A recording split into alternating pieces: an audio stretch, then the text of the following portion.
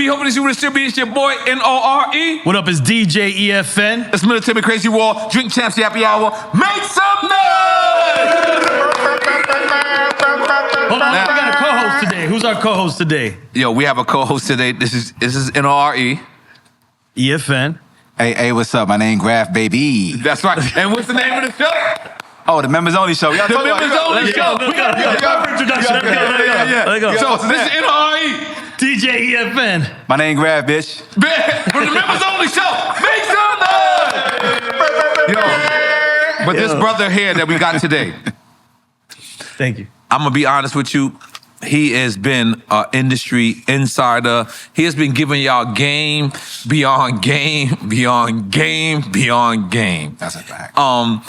I know a lot of y'all people might think, you know, sometimes if the person is not in front of the camera, the person thinks that the person is capped, or Right. they're like, oh, okay, we don't know. I know this brother. Right. I know how much work has he put in. I know how much the industry respects him. So today, we are going to give this brother his flowers. He is going to receive exactly what y'all don't know about him in the industry. And we are personally going to give this brother his flowers. He deserves it. He's a legend. He's an icon. Nice. And we're going to continue. We're going to make sure that he get his fucking flowers today. Get me started off. You started off and give him his flowers. Get started off. Out the gate. Yo, I just Because I know who. Hold on. Let me continue to give you your flowers. I got this right now. Because That's fine. I know exactly who you are. Now I look at your comments and I look. People was like, oh, okay. So a lot of times people don't understand that being in front of the camera sometimes is not as important to being behind the camera. Right. Right? So I credit people like you. Like you were behind the camera, but you would like campaign for me being in front of the camera. Right. We're advocates for the artist. Advocates for the artist. So a lot of times when I see your clips and I see you viral like a motherfucker and I'm looking and I gotta defend you. Cause I'm like, no, he's really. Yeah, they'll be knowing. He's really. Me too. I'll be like, nah, he's really like that. No, he's really like the insider. And a lot of people don't know that because it wasn't cool back then to be in front of the camera. So let's take it from there.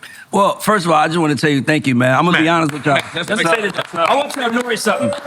So, like, I don't think people understand. Like, number one, I'm in the music business full time. This podcast thing is like a side thing that it's like a passion for me. Right. So when I'm out and about and I see people, it's always interesting. So no bullshit. Like, I already knew he was a Virgo. By the way, two of the biggest three podcasters Virgos, Joe Budden and N.O.R.E. So I always I'm coming. I see a Virgo. So I'm walking through the BET Awards and I just see N.O.R.E. and he stopped me like, yo, bro, I went and made a video on my Instagram. Like, God is real. Yes. That's how serious I was. Like, yo, because I'm on the fly now. I'm just going. I don't know what's going to happen. I'm like, yo, N.O.R.E. know me. I'm telling y'all, the biggest podcaster know me.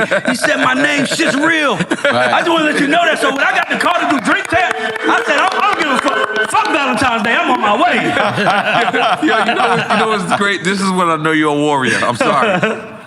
I deliberately said, this is the day before Valentine's Day. I deliberately said that. Right. To, what's my man? Big D. Who? Big D. Big D the one hit me. Yeah, the weatherman. I said, yo, this is the day before Valentine's Day, because me, I'm scared of my wife. I'm being honest. I get it. And I said that. But let me just tell you something.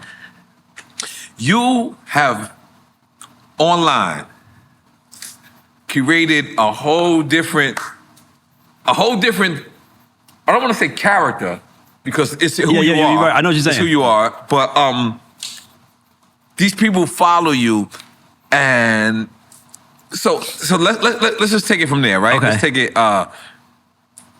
There's so many people that want to crack into this industry, and you talk to them. So Yes. let's talk about that. Well, because when you want to be in this, it's like a dream, right? And I remember coming up, I remember my first person I called, this guy named Timmy Allen. I remember not knowing how to ask for him. Like you get somebody's number, I don't know, am I supposed to say, is this Miss Noriega? I'm like, hey, is this Timmy Allen? And he was like, who is this? I sound like a bill collector. Wow. So once I got his name and I started understanding, it was like David Gaffin said on his documentary, I saw people bullshitting. When I seen people around Tim getting money and bullshit, I said, I could do that, but I worked at Delta. So I know niggas, I'm a nigga. Delta Airlines? Yes, nigga, I worked at Delta. Airlines. By the way, a lot of niggas have my name in their phone as Ray from Delta for my first 5 years in this industry. Oh, okay. Because I knew niggas didn't want to fuck with me. Ray from Delta. I'm Ray from Delta. Nigga, I used to work at travel agent originally? No, I was running the bags. Nigga, so when you going to Atlanta, you going to Atlanta to Miami and you going through New York, I was a nigga that got your plane and put it on a Miami plane. I was a nigga that put it there. So I was working at Delta. You still a nigga's work, huh? Yeah, no, I ain't gonna lie, man. I wasn't shit my whole life. That's what I love the most about you. Oh, damn. No, let me tell you why. That sounds crazy, but I want to tell him. He gonna understand what I say. When I watch N.O.R.E. talk, N.O.R.E. is just being N.O.R.E. Yes, like you became popular being yourself. Like we came up in the industry where you got to talk a certain way. You got to act. N.O.R.E. don't do that. And I'm watching N.O.R.E. say shit, do shit, and I'm like, smoking weed and it works. Right. So I'm like, nigga, we living in a new world. Right. It's not the old world no more. Like niggas have to lead from the front. I remember coming up in the business. You wanted to know Shakir Stewart. You wanted him to know your name. Damn. You wanted KP to know your name. You wanted Chris Hicks, LA. If they knew your name, that means you could eat in this business. Right? So we went. So I remember when I came into the business and I'm thinking like I'm finally in this shit, and I walk in the room and I'm like I'm seeing vice president and nobody gave a fuck. It was like I'm chasing artists now. So I'm like, man, I remember chasing motherfuckers that's in the game. Now I'm trying to get I'm in the game now. They're like, I'm like, Graph is hard. Yeah, but EFN got the numbers. Go get him. But now instead of me going to Graph, who I know I could build with, I got to build with you because you got the numbers. So now I got to sell myself to you. So now I feel lame. I get it. So now I'm coming to you like, because I'm only here. It's like a girl that got a BBL. Once you get the motherfucking BBL, nigga, I know you're on my ass now because I got a body. Like, it's like, I know why you here now because I'm hot. But when before that, so for me, my whole thing was, and then I started noticing how people were just like making money talking about being in the business. I'm like, he's not in the business. Like, dog, I have the #1 songwriter, biggest songwriter, my partner here. We had the number, look it up, APT by Bruno Mars and Rosie. That was word about my nigga. We still in this shit every day. So I see people, so it's like, I feel like I'm a doorman. It's like I'm controlling traffic. It's like the club. When you wait outside the club, you see it, and it's a long line, and that's a trick sometimes. Like, hey, keep the line long, everybody inside. So I'm the nigga walking out the club like, hey, empty in the y'all, it's empty in here, y'all. They tricking y'all. And then I realized nobody listened. Then I was like, oh shit. So for me, I just started like putting my shit out there. And like I said, it was really the industry that embraced me. I didn't know that people fuck with me. I really cared about N.O.R.E. I really cared about Graph. I didn't care about regular, no disrespect, I don't care about peons. You don't understand what I'm doing. You don't understand what's happening behind the scenes. You're just a spectator. So when I see N.O.R.E. and he gave me props, nigga, that shit was a I made it moment. I didn't even think. When I saw y'all at the EYL thing, you was like, you gonna do the show? I called Mark. I was like, they said it, man, but I just can't understand why they want to talk to a nigga like me. Because I'm still trying to prove myself in this world. But in the music world, when I walk into these labels, I'm that nigga. They can't fuck with me, and I'm a legend now because I got blackballed. So now this is all, people don't understand. I got blackballed. That's why I did the podcast. I wrote a letter. We got to dig into that. Yeah. We definitely. Usually we say wait till let's later go. on. No, let's go right into it right now. Okay, so 2000. So #1, I'm the #1 nigga in the game. I'm the #1 nigga at my label. I got all the hits. What label we talking about? Warner Records. So I turned in Sweetie Record, Tap In, and Sweetie Record Best Friend is still hers. I signed N.O.R.E. Chopper. I signed this kid named Rembo from the West Coast that was making a lot of noise. And I was like the guy. And then all of a sudden. He was an A&R over there. Yeah, senior vice president. Then all of a sudden, the pandemic happens, and then the CEO does this thing where he does like an emergency call. And in the music business, they don't make what niggas CEO move. we talking about? Aaron Bayshuk. He's a CEO, so he does a call like, everybody get on the call right now, 15 minutes. I'm thinking when our artist got killed. I'm like, nigga, I'm thinking like somebody is about to be on like that. Do we get on? He was like, just want to check on the black folks from the George Floyd thing. And I'm like, nigga, what the fuck is this? And then he goes like, any black people on the call want to speak up about their struggles?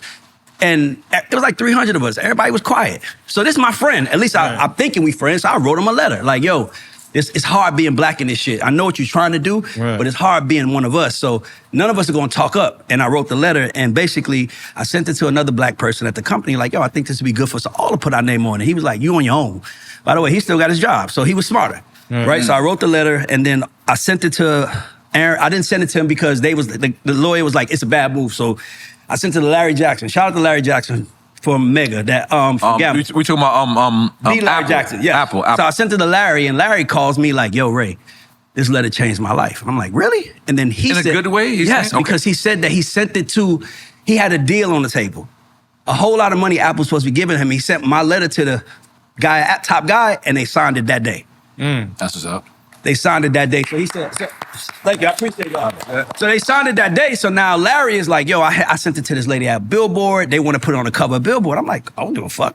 I'm a nigga in Atlanta, bro. I'm free. It's like being a Latino in Miami. Like, you can't fuck with me in Atlanta. Nigga. I'm insulated. You can't get to me, nigga. So I'm not afraid of white people like most people are. Like, I'm just unafraid of white folks. So she was like, I don't want to put your name on this. I don't want to put your name on this because I'm afraid, you know, they're going to come after you. And I'm like, who's going to come after me? I'm telling the truth. I'm just telling the black experience. So I put the letter out. It's changed my life. It changed my whole career. I'm literally the #1 guy now. Hold on. When you say put the letter out, what you mean? Like they put it on the cover of Billboard magazine. shit. It goes viral, but it's anonymous. Right. She didn't want to put my name. That's why I got to say. She said, I don't want to put your name on it because I'm afraid people going to come after you. And I'm like, nigga, I'm not afraid of nobody. Everything I do is with a good heart. I might not always do the right thing at that time, but my heart was in the best place. Right. That's you stand behind it. So I wrote the letter. It went out anonymous. It goes crazy. It's like they wrote it was called Dear White Execs. They wrote a Dear White Exec for the Disney company. It was like all these black people were speaking up. So now here's what I want to tell everybody in the world, because this is the lesson I learned, because I'm a real nigga. #1, I wrote the letter, and all my white friends, every white person I knew in the music industry, because I was on fire when I stepped out and said I did it, they called me and said, they're going to ask you for something. They're going to ask you what you want. Get paid. All my niggas, my friends, the black friends are calling me like, yo, thank you, bro. That was some hero shit you did. So now I get on the call with Aaron and the other guy, Tom, and they're like, what do you want? And I said, nothing, man. I didn't write the... That wasn't your intention. My intention, that's why I'm okay with the outcome, but my intent wasn't that. So they was like, what do you want? I was like, I just want y'all to know how it is to work with black people. Right. And then basically, now this is when they did me dirty. This basically what happens is, in the music business, when you're under contract, anybody knows this, they give you 6 months. So if N.O.R.E. is my senior vice president, I know I'm not gonna sign N.O.R.E. I'm gonna let N.O.R.E. and his lawyer know 6 months out. Yo, N.O.R.E., I ain't getting a new contract, bro. Take the next 6 months, go find some work. That's not what they did to me. They called me. Yo, don't go nowhere. You the best guy we got. I know I am, so I'm gonna believe in them. They called my lawyer. Ray is our guy. And what they was doing, they was lullabying me to death to get to the 2 days before my contract was up. I'm waiting on a new contract, thinking I'm still working. 2 days before my contract up, they was like, nothing's coming. Nigga, I went home. This is why I love Kanye so much. I went home and I cried every day listening to the Donda album. Because I couldn't believe that I'm already good, bro. I didn't need to write that letter, but I also felt like it needed to be said. So once I saw that play out, I was like, think about it in my business now. Now I don't have a job. So what I gotta do? Call niggas, N.O.R.E., I need a job. What N.O.R.E. gonna say? What happened to you? So now I gotta explain myself. They put me on my heels. So I said, I'm smarter than every nigga over there. I'm better than every A&R, and I know how to talk. So somebody asked me a question. That's how I'm gonna get my next job. That was literally it. Yo, Graf, ask me a question. Yo, Ray, what's the difference between a manager and an investor?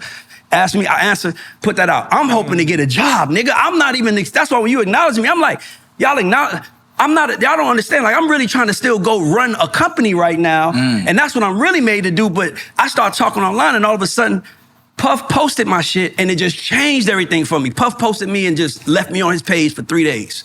And shout out to him for that. I don't care. I know people like to kill people when they down, but I'm always shout a nigga out for change. I'm always represent a nigga that did something for me. So when Puff posted me, that's when it kind of getting hot. But nigga, I'm still in the music business full time, so I don't even know what I'm really doing on the podcast space. That's why I was like, when N.O.R.E. recognized me, I'm like, maybe this guy telling me, yes, nigga, that shit you doing is working. Right. L.A. Reid calls me, yo, that shit you doing. But for me, it was weird, because I'm like, that's like a nigga playing basketball his whole career. He the #1 nigga, now he trying baseball. And everybody like, you doing good over there. I'm like, nigga, I'm trying though. I'm trying to get paid to play a sport though. No, you look good right there swinging that bat. Basketball ain't your sport. So it's been that. So when I see people like N.O.R.E., when Joe Budden, people like Wallow that actually like, I know you, that shit made me feel, that shit is like all I needed from God. I ain't even lying to you. And I wanted to say that to y'all because we all superheroes, but sometimes we don't know. N.O.R.E. just being N.O.R.E., yo, I know you. He don't know. He confirmed what God needed me to hear that moment. That I'm on the right path. Oh, but you are. Thank you, brother. Yeah, you are. So I just want to say that. So that's when I started talking online, and I was just talking to hopefully get a job, because I'm the best at doing that, but it's like they were scared of me. Nobody called me. But I still got more records. I still got more hits. I and that nigga right there, Teron Thomas, have more hits than everybody on the Warner staff has had since I left. There you go. Let's go. That's great. And I just want to say that on red. And I'm not saying to be disrespectful. I'm saying that you would think they would call us. They don't. Right. They rather fuck with the people who's easy, not the people who's So better. let me ask you real That's quick. real. Do you really, really, really think that Rock Nation Let's go. went to Joey Crack and said shit on J. Cole? No. Do you think that? No, this is what I think happened. Okay. Because I do podcasts. I think we all talk, like cameras not rolling, we talk about ideas. The cameras are rolling. Well, I'm saying when they not before they roll. I said off camera, I just niggas is want- like, yo, what you want to talk about? What you want to Yeah, talk I about? And I just can want you see to know Joe that. saying something like, yo, I really want to get at Cole, man, but I know he family. You know what I'm saying? So I Right. might chill. I can see him saying, nah.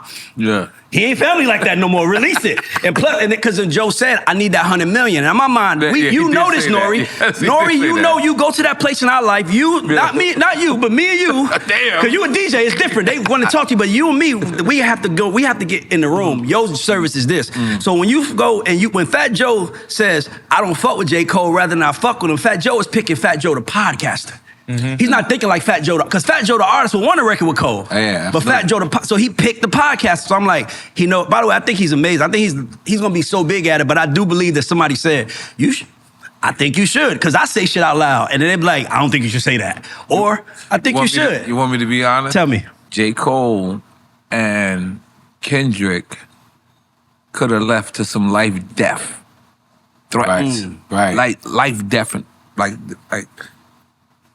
Between Cole and Kendrick, I don't think that would have gotten that far. Not between them two. EFN. Nah, I it don't could think- have. It could. I don't think Kendrick and but you're Cole making had my it- point. had that What I'm kind of- trying to say is, no, hear me out. You're making my point. Is what I'm trying to say is, it's never them. That's like, yeah, about to say that. It's the people that's No, standing I hear that. I hear behind you. I them. hear you. Right. That part I It understand. And the could've people went that's there. standing behind them wants to make a point, No, that's true. and they will kill. Tupac's murderers and Biggie's murderers wasn't Biggie. It was the people that were standing next to They them. were trying to prove themselves. So when J. Cole did that, me as a black man, as an artist, I said, no, that's terrible. Got you. But as a black man that's understood and understands what's going on in society, that understands that I agree with J. Cole, bro. I did. I was like, yo, he took a stance. Is it popular? Nah, it's not popular. Right. Nah. But was Tupac's popular? Was Biggie? Like I know all of these guys Right. from Biggie and Tupac's murder. I know them all. Wow. Right. I get it. That's real shit. So I understand J. Cole's. So back to the Joe part of it, though, about him on the podcast. Even then, but even then, like the way Joe spoke about J. Cole was like He was like, speaking, mad he was at him, speaking like, as a artist. battle, just as a As an battle. artist, that's what I'm saying. So hear me out, Ray. he was looking at So it hear me out, Ray. hip-hop wise. Hear me out, Ray. As in the terms of hip hop and the culture and battle rapping, yeah, he didn't do the right thing. But as a black man, if he wanted to protect himself or Kendrick of where it could have go, I get it. As a black man, as J. an Cole. MC, As an example, he probably wanted to be an but I will example. say this though, as an MC, you call my name, I'm ripping your fucking head off. But guess what? Guess what? As an MC, But I'm also a street nigga, and Listen, I'm Ray. ready to go. As an MC, you don't claim no motherfucking nationality. An MC is an MC. Right. That's it. That's a fact. That's true. You don't claim no so nationality. if that's but what, yeah. if you really, and I'm sorry, if you really appreciate being who we are and know where it can lead to. I'm about to say that. Yeah, J. Cole was right. you gotta be prepared for where it could go, because it can always go left. And to say the truth, the most likely event, because we got such big egos and we so sensitive about our art, it most likely it will go left. You Yeah. gotta be prepared It's going for that. left. Yeah, What it's are gonna you go talking left. And I think J. Cole saw where it was going. He stepped out of the way. He probably knew, like, stepped out of the I want to way. go back to LA and whatever the fuck it is. I want to go back to LA. You know what I'm saying? or he probably just knew I don't need He this didn't want shit. the drama, because I don't but think need about it. it. But Yeah, he Ray, stepped out of the way. think about Like, it. it was- Nobody wants drama. It's stressful. You don't choose drama just unless you just out of your fucking mind. Yeah. But if it come and you ready to handle your No, but situation, it you seemed gotta like do that. the MC in him was ready to do some MC hip hop shit, but then he saw it's not gonna where stay it there. was going. It's not gonna and he's stay like, there. He read his comment. He's like, let's He go. read his comment. I'm about to This might get and physical. I'm with him because I'm not battling nobody. Like if me and Grav got problem, I want to call him. Yes. Like I don't. What if he say so? Like that's how you really felt. Right. And I'm not feeling it, man. Ray's a bitch ass nigga. I'm gonna have to holler. Did this nigga really feel that way? Right. Like nigga, we didn't. Like I'm just too real of a human being. Right. Like I'm just like yo. Like that's why I feel J. Cole because I really think that Drake and Kendrick was doing this on some fun play shit. Like let's do it for the culture, and it got ugly. I don't think so. It wasn't fun. That was James Caesar because he was like, yo, where's your reply? I'm with you, Rick.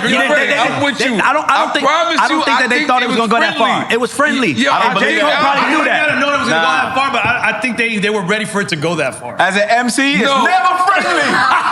It's a rumor. It's never friendly. No, you're correct too. You're not wrong. But you're not wrong. But what I'm saying is, as they was friends. Right. That shit was bubbling as they were Yeah, friends. it was bubbling That's for my a minute. point, but that's my thing. But we did, but they never said it.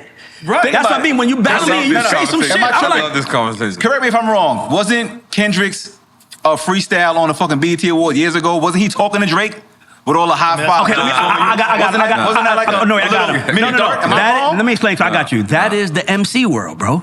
In the MC world, I hear bars different than regular people. I don't think you're talking about nobody. Even when he said ain't no big three, it's just big me, I didn't know. Oh no, yeah. Until I heard Drake that was a say shot. we the big three. I'm like, but that was a direct shot. That was a shot. So it's like, And the MCs that know each other, they talking in code to each other. That's my point. right. So they was taking It's the shots ego for a shit. minute. Yeah, I won't battle Niggas nobody. sensitive about their art, Cause you man. say some shit, I can't forgive you for shit. Right. I always say I'm a Virgo. I can't. Nah, I hold Cole, shit. let me add this listen, though. I hold on to shit, bro. But see, Let me tell you the something, black J. man Cole. part, you Hold saying, on. though? Let me say one thing. J. Cole,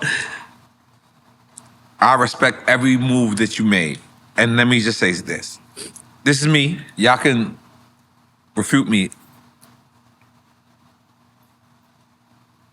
I knew when he engaged into the battle, and then I knew when he got out of the battle.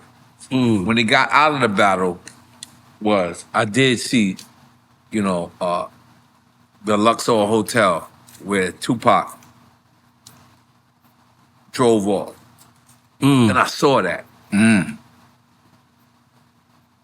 for that, Tupac, that was September 3rd. I'm born September 6th. I always look at that like a downfall for hip hop. Me too. Hip hop hasn't recovered since, We have not recovered. and hasn't learned a lesson. And hip hop has recovered since the Drake-Kendrick thing either. Like we can't. Like Yes, we are not the you're place. correct. Like You're hip hop is correct. in the worst place ever because of the Giants fought each other. Yes. Giants We usually shouldn't have. fight. It's like let me tell you what they This are. is correct. They This is rolling correct. out. They Continue. are rolling loud.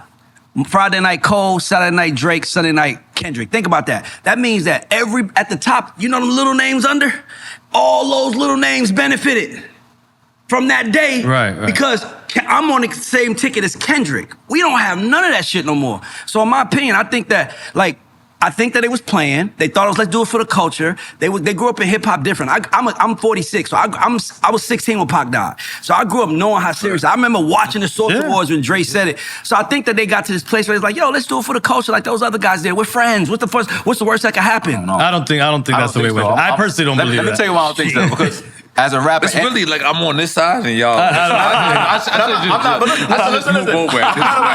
I would like it to be that, honestly. Let me tell you, because I'm an MC and a street guy, right? So I look at it in two ways. I understand why J. Cole did what he did. And I was telling my man this the other day, the street part of my brain, I wish that Drake did that in the beginning too. I was the first to say that, because I was like, when you battle somebody, right? Let me tell you why. When you battling somebody in the hip hop shit, right? We street niggas, so we know it can always go left, and most likely it will. Yeah. You gotta look at the scenario and say, is this rap? No. Is this street? Yes. If it goes too far, can I handle it? Am I ready for what comes after I put this verse out? If you know in the back of your mind it's a fight that you might not win or you don't really want to engage in, you got to play chess and figure out a slick way to get out of that shit if you're not ready for that smoke, because shit could get physical. So I'm asking you this. That's why I look at it different. Like, if I'm going to go there, I'm ready to go all the way. So you mean to tell me you don't know what I'm think the way Drake's taking it, like the seriousness, the lawsuit, you think in his mind he knew he was gonna do all that. I don't think he thought that. He thought he was gonna win. Hold on, hear me out. No battle, but when you go into a battle, now you got to think about how far I'm willing to go. That's my point. Why when Ho was battling Nas and he said Carmen, that was you went too far saying somebody's name, bro. Like it was like you learned the rules. I disagree with that. I don't feel like there's no rules in war. Because you an MC. That was a great line from Jay-Z. But you an MC. But if I'm battling you and I smash your baby moms, that's the first bar out the gate. But every artist lives by the code of a battle you're MC. right and wrong at the same time. Then you can't battle. You're wrong. Like because you think so? Yeah, because in the art of battle, like it should be art. But that's but different. there's no rules in There's war. battle MCs, It's and then there's war. the artists that engage in battling. That's two different worlds. Yeah, that's what I'm trying to They say. don't understand the rules. That's true. When it's a street, when it can get street, and it most likely will, the rules is gone.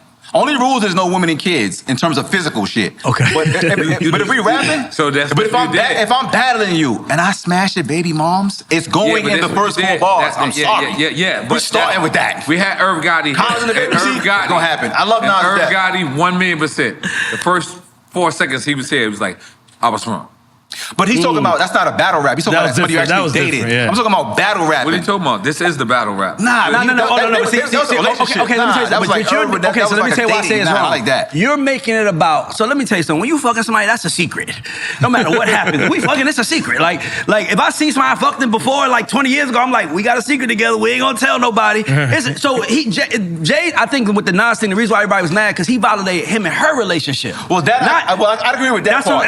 I'm saying, like, but that's what I mean. But as a human nigga, it's like we learn our lessons. I'm just saying I don't think like the Big and Pac thing. Them niggas hate. They was real war. They was my killing each other. Different. I think when these guys went into battle, they was like, let's do it for the culture. I think Cole probably got word. They said that, man. I think Cole probably got word that it was gonna go a little deeper. It was like, you know what? Both of y'all niggas my friends. I'ma chill, and he chilled.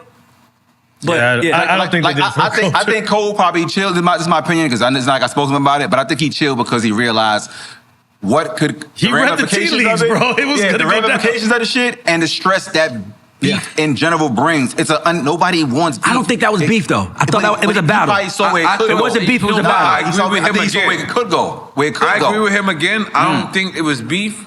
But where it could go. But You know what where I mean? it could go is That's what I mean. I think he saw where like this can get ugly, and I don't want that. I'm friends with this man in real life. I don't want it to go where it could go, and it might go. He might know what he's willing to write. He be like, damn, what if son say this back? I gotta pay this back. It could go left. I mean, in 2 seconds. It almost felt like two artists that grew up seeing what happened to Big and Pac. Right. And said we could take it that far, but not that far. Exactly. Well, you got Like, hopefully they were the ones that learned the lesson. And I think that they probably said we ain't gonna hurt each other.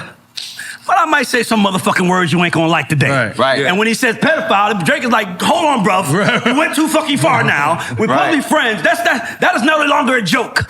You're no longer joking on me, bro. You went too far by calling me that is different. And he said, I'm not your fucking friend anymore.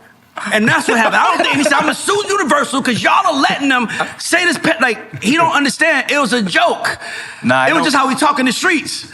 Ain't no rules in war. Nah, But didn't it start with him Kendrick, saying he beat his lady? I'm trying to tell you, the battle rap brain, there's no rules in war. Niggas is not playing nice. And truthfully, Drake is a fan of battle rap. And EFN, I was about to tell him, what he's missing is Drake, nor Kendrick, nor J. Cole are battle rappers. They are artists that can really rap, and they know. Inside they soul, they are. No, they are. No, bro. Drake is a fan. I just Bro. realized that Drake is a big fan of battle Inside they rap. saw. It is impossible for Drake to be a battle rapper the way he's acting right now. He started out The way battling he's acting right now, he's not a battle rapper. Well, suing and all that. That's what I'm saying. that's That's not personal. battle rap. That's not battle rap. Battle rap is you touch me, I'ma fuck you up. You can say whatever you want though. Say whatever you want. I don't care. But this nigga's taking it personal. I'm telling you, he's taking it personal because that was really his friend. And he was like, bro, if you took it too fucking far, man. Like, he's a Canadian, bro. That's like I got a Canadian artist in me. I got a Canadian artist in me. That's how they talk. That's London. That's how they talk. No, the Canadians like, no, you like. You said one of UK, bro. Yeah, that's UK. Yeah, right. Mixing the countries up. Listen. But they got that top boy Drake is action. kicked in, my nigga. It's kicked in. I might do some flake shit right now. I'm telling y'all, that's me shit right now. The drink is in. Let's go. No. I'm gonna be honest. I love Drake and Kendrick's battle. Me too. Being honest, Me too. this might have been the best battle.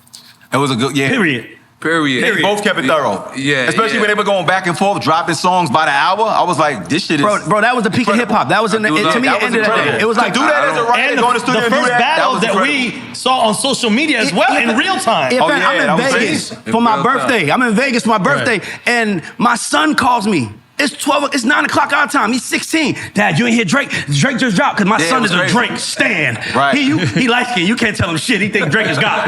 He's like, you ain't hear the record Drake drop? And I'm like, son, you need some darkness in you, son. Now, it was like me and my son. I'm like, yo, your dad, you need a little nigga in your son. He was like, nah. He took by the way, my son took that shit personal. People really took it personal when Drake lost the battle. Like, my son really is, they ain't got over that shit. But that was the peak. That was the moment. It was a Saturday. EFN, it was a fucking Saturday. Niggas, I'm on a night. I'm eating dinner at Mastro's, my favorite restaurant. We can't say Drake lost the battle.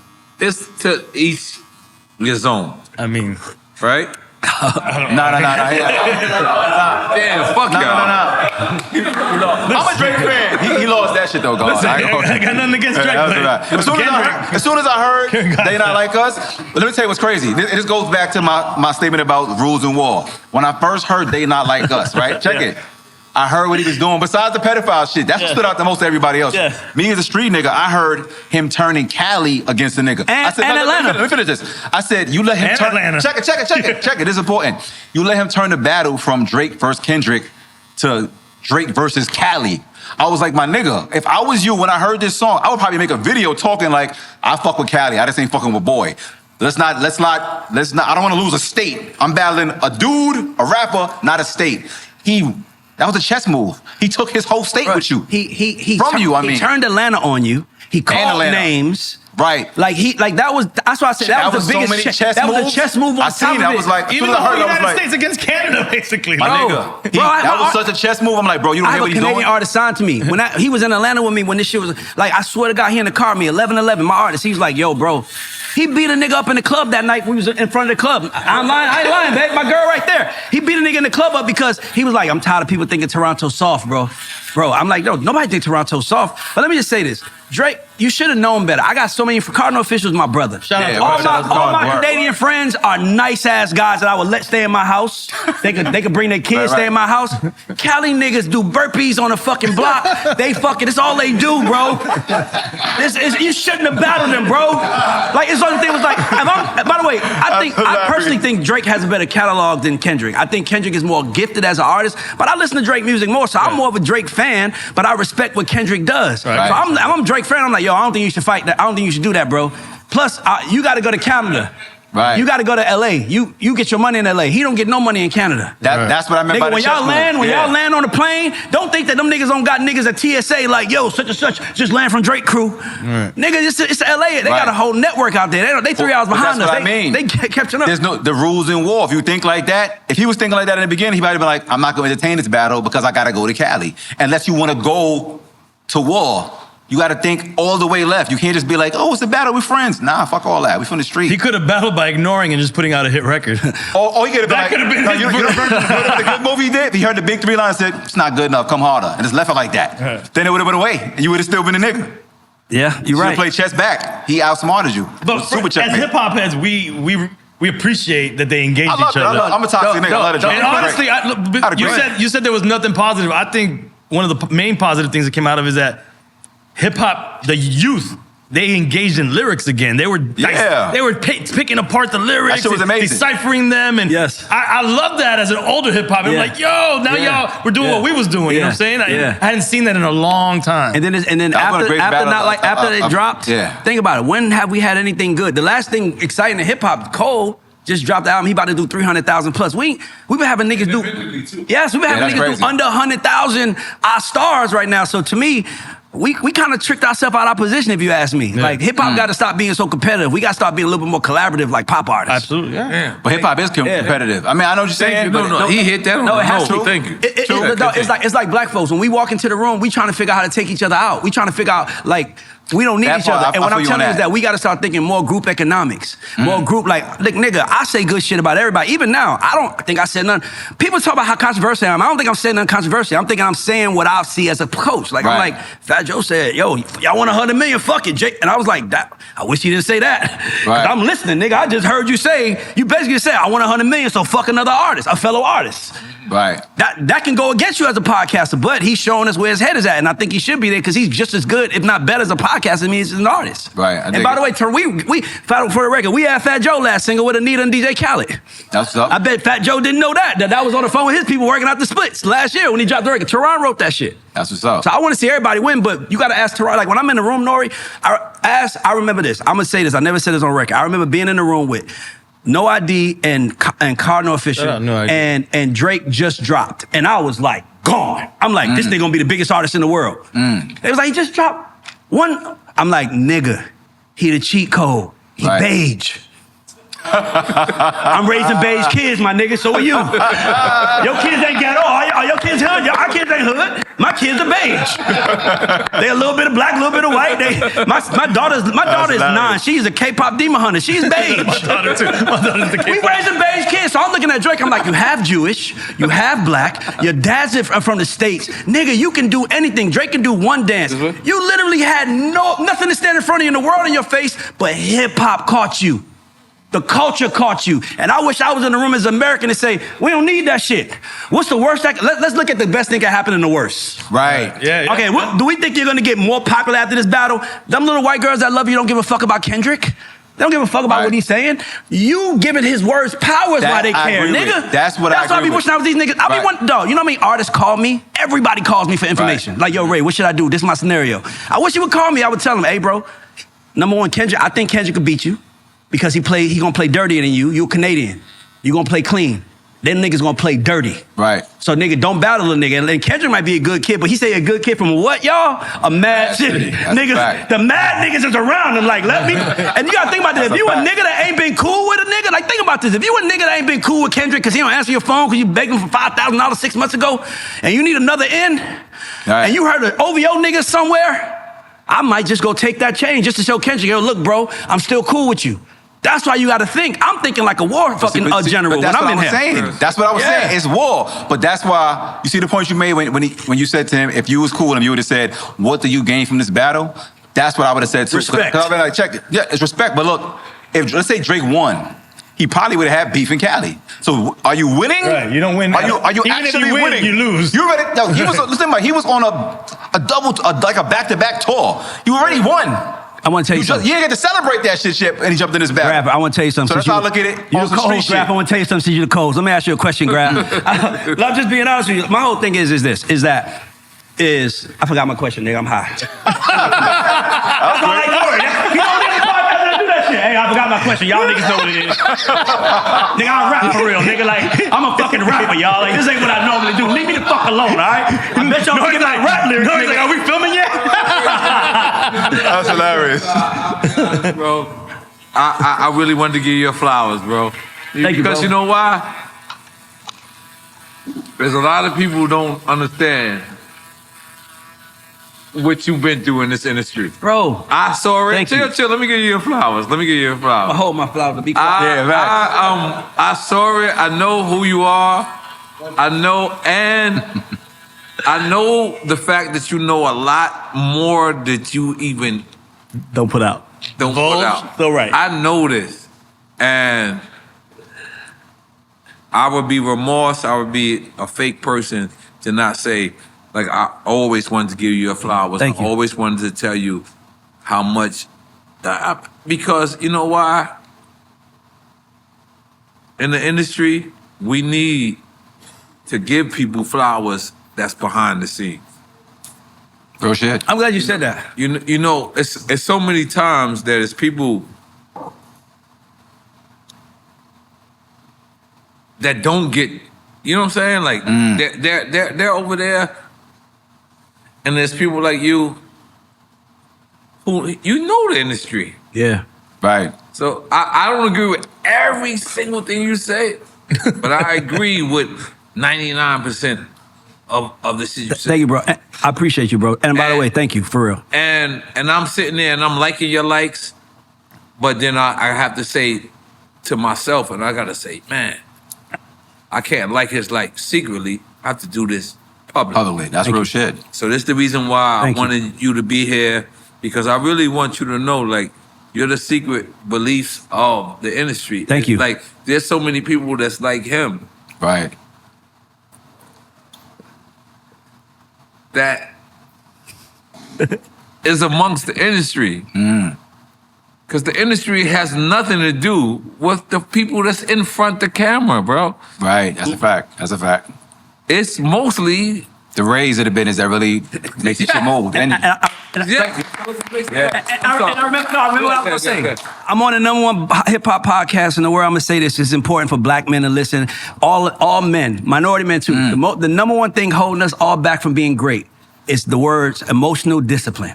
That's a fact. You have to be emotionally disciplined in this world to be successful as a black man. That's why I just look at it like this. When we in the club and we all black, we all been in the club, and when a fight break out in the club, usually if a nigga get his ass whipped, what he gonna go do? You know, probably work. Yeah. You see bar fights all the time. White men just walk out, their eyes bloody, and like, oh, he got me that day. But they have the emotional discipline to understand, if I go to the car and do something, this might end my life. Right. If I do something stupid, and to me, that's the one thing holding us back. Like, even me, I've never said the story of being blackballed until now. I was waiting to get on the biggest motherfucking platform to say their names, nigga. Right. I want y'all to be scared when y'all see, because you know why? They don't expect it. They see a nigga like me and they count niggas like me out. Like, where that nigga gonna go?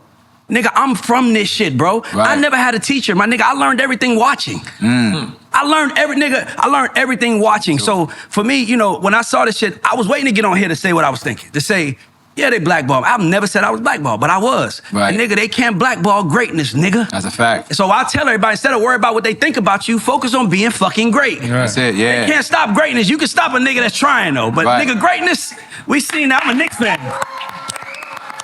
Nigga, I'm a New York Knicks fan, nigga. I seen Michael Jordan we kicked out. I cried every time we lost. I know when you see greatness, sometimes you gotta just fold to it. I gotta apologize for everybody else who's watching this. When you say you a Knicks fan, that means you Not been proud. through some shit. Not proud. I'm gonna tell you something. I'm out of the Knicks too. I'm saying, I'm a Knicks fan. You been through some shit. No, the Knicks taught me about love. The Knicks taught me what love is.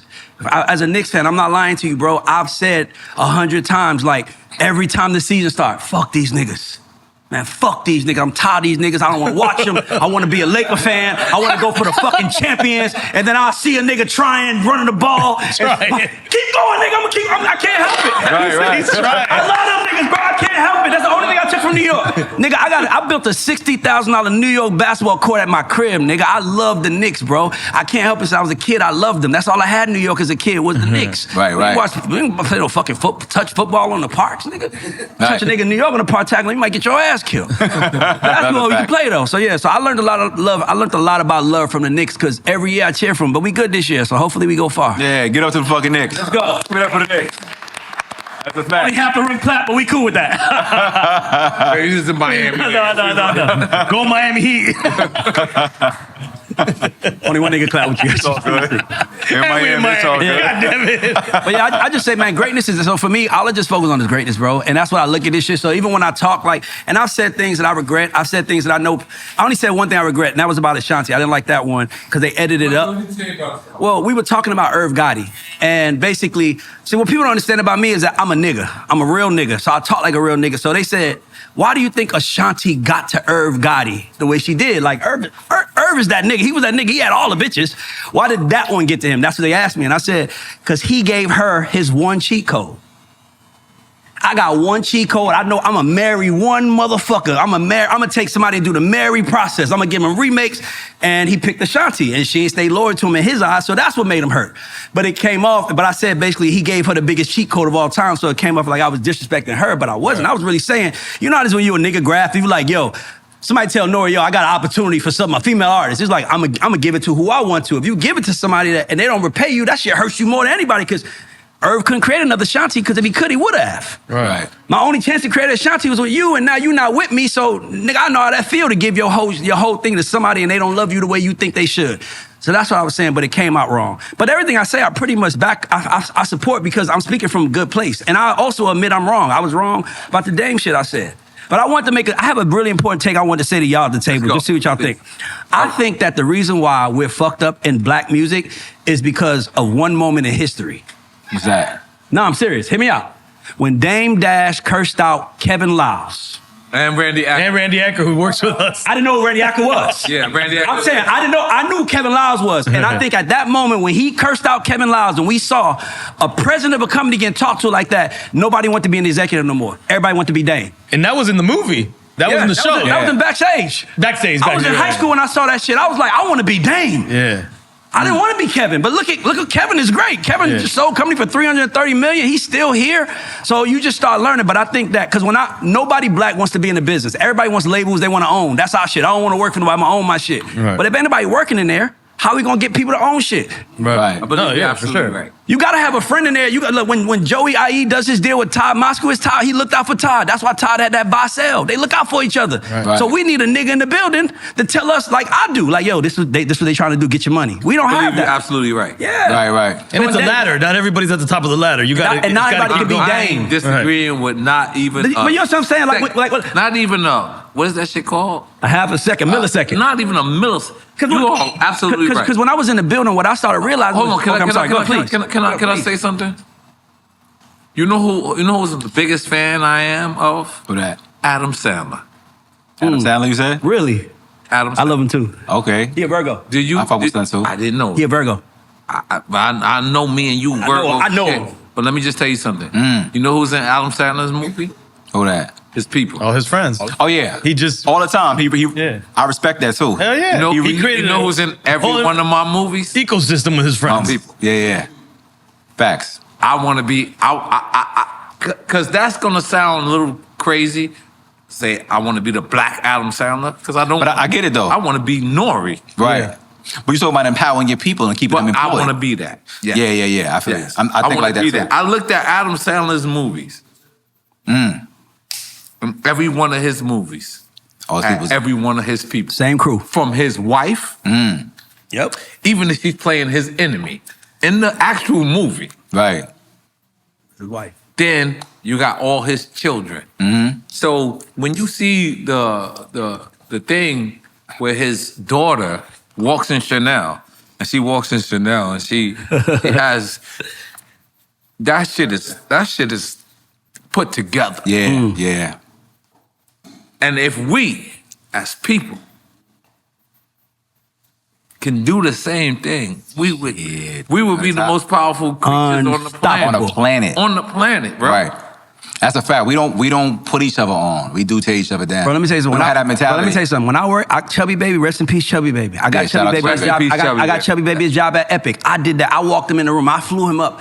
I get everybody. I look out for everybody and get them jobs because it's like they tell us that's lame. No, having a job is cool as fuck, especially if you're feeding people. Right. I took Big U to the CEO of Warner. The whole staff was nervous. I heard Big U was coming. I'm like, why y'all scared for? Like, I want to be in business with him. Like, he got the streets. We want the streets. Y'all keep telling me try to sign these street artists. Who the fuck you think I'm calling and get to their people to tell them I'm legit? This nigga. Let's get this nigga a deal. Let him put out a couple of records. Right. Like, that nigga, I'm the nigga. When I get into a building, if I'm in a building, I am the opportunity zone for everybody. Right. I want to see everybody eat. That is what I'm here for. I'm only here to help my people eat. And sometimes people think of helping me and saying, yo, N.O.R.E, let me piece you off. Yeah. Sometimes helping a nigga eat saying, go that way instead of that way. Yeah, Nigga. that's a fact. Yeah, that's it. That's sometimes it's helping a nigga eat. That's how I see it. So Yeah, it's a fact. yeah, you know, I think that moment with Kevin Liles, because I was like, why don't nobody want to be an exec no more? Everybody want to be Puff, Jay, Dame. Nobody wants to be Kevin Liles. And he was the biggest one. Why? Because he got cursed out on camera and made fun of on camera. Nobody wants to be that nigga. Right. I'd rather be the nigga that so. And by the way, not only did he curse out, he took it. So Right. now let me back. ask you this, right? Because That was emotional discipline, by the way, Kevin Liles. That's real. He did handle it. Yeah. That was emotional discipline. That's important to say. He handled his shit, and now he's worth $100 million. He could have 300, fought back 300. 300. I'm saying, but he pieced other people off, so I'm giving him 1/3. yeah. I'm giving him 1/3. But I'm saying he handled his business, and he exit. He's on the golf course. Right. You know what I'm saying? He did it right. So sometimes, as black folks, we don't have enough of that in our society. Like, nigga, we are only 50 years old. Right. But you also, And not everything's in front of the camera. Everybody got to realize that. Not everything's in front of the camera. and then God bless me because God bless you because you said this, but then you also said, you said, damn, man, Jay should kind of look out I said I lost a little respect. That's why I said I was wrong. Dame called me and cursed me out. Wait. What? Nigga, Dame, that's what I'm saying. Like, I'm not, Dame is my nigga. Dame called me and said, nigga, that shit wasn't cool. And he was right. It was like, somebody asked me and they said it was like in the moment, like breaking, like we filming right now. Somebody say, breaking news, Dame has lost it all. Right. So I'm like, I love the nigga. That's my nigga. I love him. I'm like, damn, man, if this is true, man, in the art of war, you know how this shit is with war, sometimes you got to crush your enemy totally. I'm like, Jay, he's crushed totally now. Now's the time to lift him back up, because that's what others do for each other. You'll go bankrupt, they say, yo, N.O.R.E, one of my idols is Jerry Weintraub, he went bankrupt. All his friends rally around him, yo, take my boat, take my plane, take my house, take 3 months to go figure it out. We don't do that to each other. When one of us lose, we laugh. That's why we ain't got shit. So I want to be the person that changes the fucking narrative and talking shit. And another thing, I also think we look at successful people like they know it all. They just like us. Yeah. They'll say the same thing to get a check, just like a regular nigga say the same thing to get a check. So sometimes you just need a nigga in the room with perspective. My father wasn't around. So because my father went around, I never had perspective. So I teach it to niggas because I'm like, man, if my father's in my life, I'd be worth $100 million right now. Don't get me wrong, Teron, I'm good. You know, I own all my shit, I'm pretty good. But I'm like, if I had a dad to tell me, don't believe what they saying, you could do it, I would have did it. From early on, too. That's my point. So I always look back in revisionist history like, why nobody? Because ain't no black people in them buildings. And if they are docile. That's a fact. They're doing what they are told to do. That's a super fact. Nigga, I was ask L.A. Reid about him, ask any nigga, I don't fire me if this shit don't work. I want to win more than I want to be here, y'all. I don't just want to be here. That's another reason why these labels suck, because they got people in there that just want to keep their job. Most of them is like that. Nigga, when think about if you in the NBA, you just want to keep your job. Nigga, you ain't gonna make it. Nigga, you're not gonna make it. If you want to play ball, though, play ball and let the fucking chips fall where they may. That's a big fact. They not risking it all. They want to keep a job. Yeah, so they do what's safe. And if you're taking no risk, you can't win big. Bro, when I was in them companies, bro, I was a spook that's cold. I was literally in there to learn and teach us. Because I hate giving another motherfucker power over us. I hate making it feel like, because that nigga got something. Because what I'm going to tell my kids, imagine me telling my kid, man, I can't eat because N.O.R.E says so. I got to kill N.O.R.E before I let that tell my kid that. I'm not saying, I'm just saying, in general, N.O.R.E, I'm saying that's how I see the world. That's your job as a provider. That's my job. Nigga, if something's in my way, I'm going to get around it or I'm going to run through it. My kids, I have never once went home and told my family we ain't making no money today. Right. That's a fact. Nigga, I take the check home, nigga. So I'm big on like focusing on just doing what you got to do. Yeah, I agree with that. That's a big fact. Nah, that's real. That's real. That's the reason why when I see your shit, and I'm like, this motherfucker been holding back for a long time. Man. Nah, he do give jewels though, because even when I did his podcast, right? Yeah. He gave me mad jewels and I took them with me. Bro, I tell everybody. You told me, the one thing I took with me, you said, the barber? But the way you said it, you was like, okay, what do you find out what you represent, Grab? I said, well, I represent the culture in New York City and its lyricism. You was like, well, take that and put building blocks on top of it. You got to take your base and build on top of it. So maybe you should do like a bar. I said, probably the barber shop. Who the best or do a show. Or barber Olympics. You said, do a show about some rap shit. Yeah, and then shortly after that, N.O.R.E said, you want your own show? I was like, yeah. Yes. You know what I'm saying? Yeah. And I did that. I had it in my mind already. So you put that jewel there. I didn't know what to do with it when you told me. I said, I need to keep this jewel in my head. And he said, you want a show? I was like, yeah. If anybody want to know, if anybody knows it's different, I'm gonna tell you how I see the world. We used to be able to lead from the back. You can't lead from the back no more. You gotta lead from the front. Right. Combine every car company in the world. You don't know the CEO of Mercedes, BMW, Honda number. Everybody know the CEO of Tesla. That's why Tesla's worth more than all of them put together. With all the crazy shit he talks, who's the owner? What's the most famous? Who's the most successful football team money-wise in the game? Jerry Jones. We know the owner. Right. Everybody who leads from the front take their shit far. Them niggas that lead from the back, they usually the piece of shit guys. Those are the guys in the Epstein file. That's why I don't see anybody worry about that. But the people that lead from the front, because you gotta, like me now, dog, I love what I love, but I'm leading from the front now, so I can't put it on the... Right. Sometimes I just walk the other way, man. I want to have fun, but nah, this might go bad for the team. Right, I get it. I got niggas' lives in my hand right now. I can't afford to make no mistakes. I'm leading from the front, but if I'm from the back, I'm like, let all that shit back here, nigga. Right. Send that shit back here. That's what we said. That's some email. Hey, look, that's some Epstein file emails. Like, that's leading from the back. Like, I can't let everybody know what I'm doing. So, but I'll lead from the front. That's why my shit working. And I think transparency is going to be the key for anybody that leads from the front. And that's why these labels suck, because the CEO of a label should be talking like I am right now. Right. Like a fucking, like, yo, my company is here, what makes us different. No, they wait for the fucking artist to get hot, come in the room, and they give the same speech they give everybody. You know how I signed N.O.R.E. Chopper? I told his mother straight up. I said, look, I know you got a lot of people want to sign him, and you're a mother. I talked to her like a mother. I said, I promise you, on my dead father, I will never tell your son to do something that I wouldn't tell my son to do. And I think that was important because I'm going to see him as I'm a man first before I see him as an artist that makes money. Right. So for me, it's like, it's big on just being human and leading from the front, and we don't have enough of that.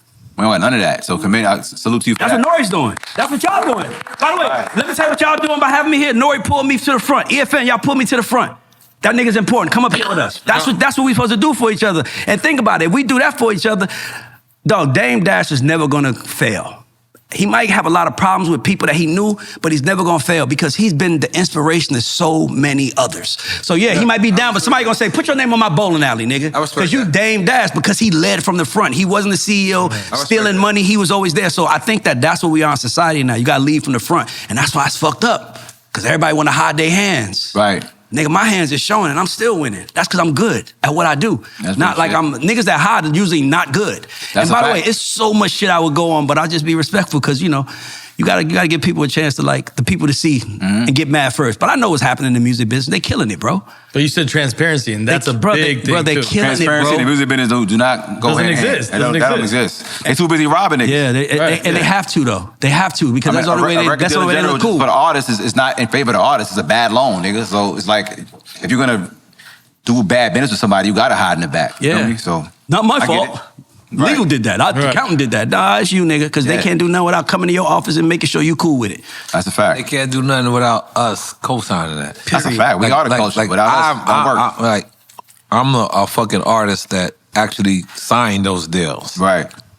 And it was More horrible. than once. More than Bad. once. It was horrible for me. So, yeah. That's a big fact. Terrible. I remember when I first got into business, right? My first 3 deals I had on the table, all 3 of them were bad. But I couldn't afford to pay my lawyer. So he get a percentage of the deal. They told you to take So the worst deal, the worst deal was the one with the biggest bread on it. He told me to sign that one because he gets paid the most. Yeah. I'm fucking 19 years old. I'm like, and all those lawyers are in cahoots with each other. It's a dirty game, bro. Man, dirty game. I'm gonna hold my tongue. They're all friends. Get another drink. No, Give him a they're drink. all. No, listen. They're all friends. They all work together. I'm with you. Let's go. They all work together. They all together, and they all cussing together. Listen, let me tell you something. They all friends. Right. And that's what it killed me when you think about this. Let's just talk real. If you're a young artist, let's say you're 21. Well, hold on. Let me tell you why I want you to talk. Because me, Graf, we need people like you. Yeah, 100%. We actually scope out people like you to help us. So now that you're here, I'll take a shot. Come on. I don't even drink like that, but I'm gonna drink N.O.R.E. Let's go. Let's There do you it. go. Booyah. It goes out. But you know why? Drink champ. We actually salute. Let's go. We still got the drinking game, so hold that. What is that? What's that? That's tequila. I don't drink tequila. Got it! Whose idea was that?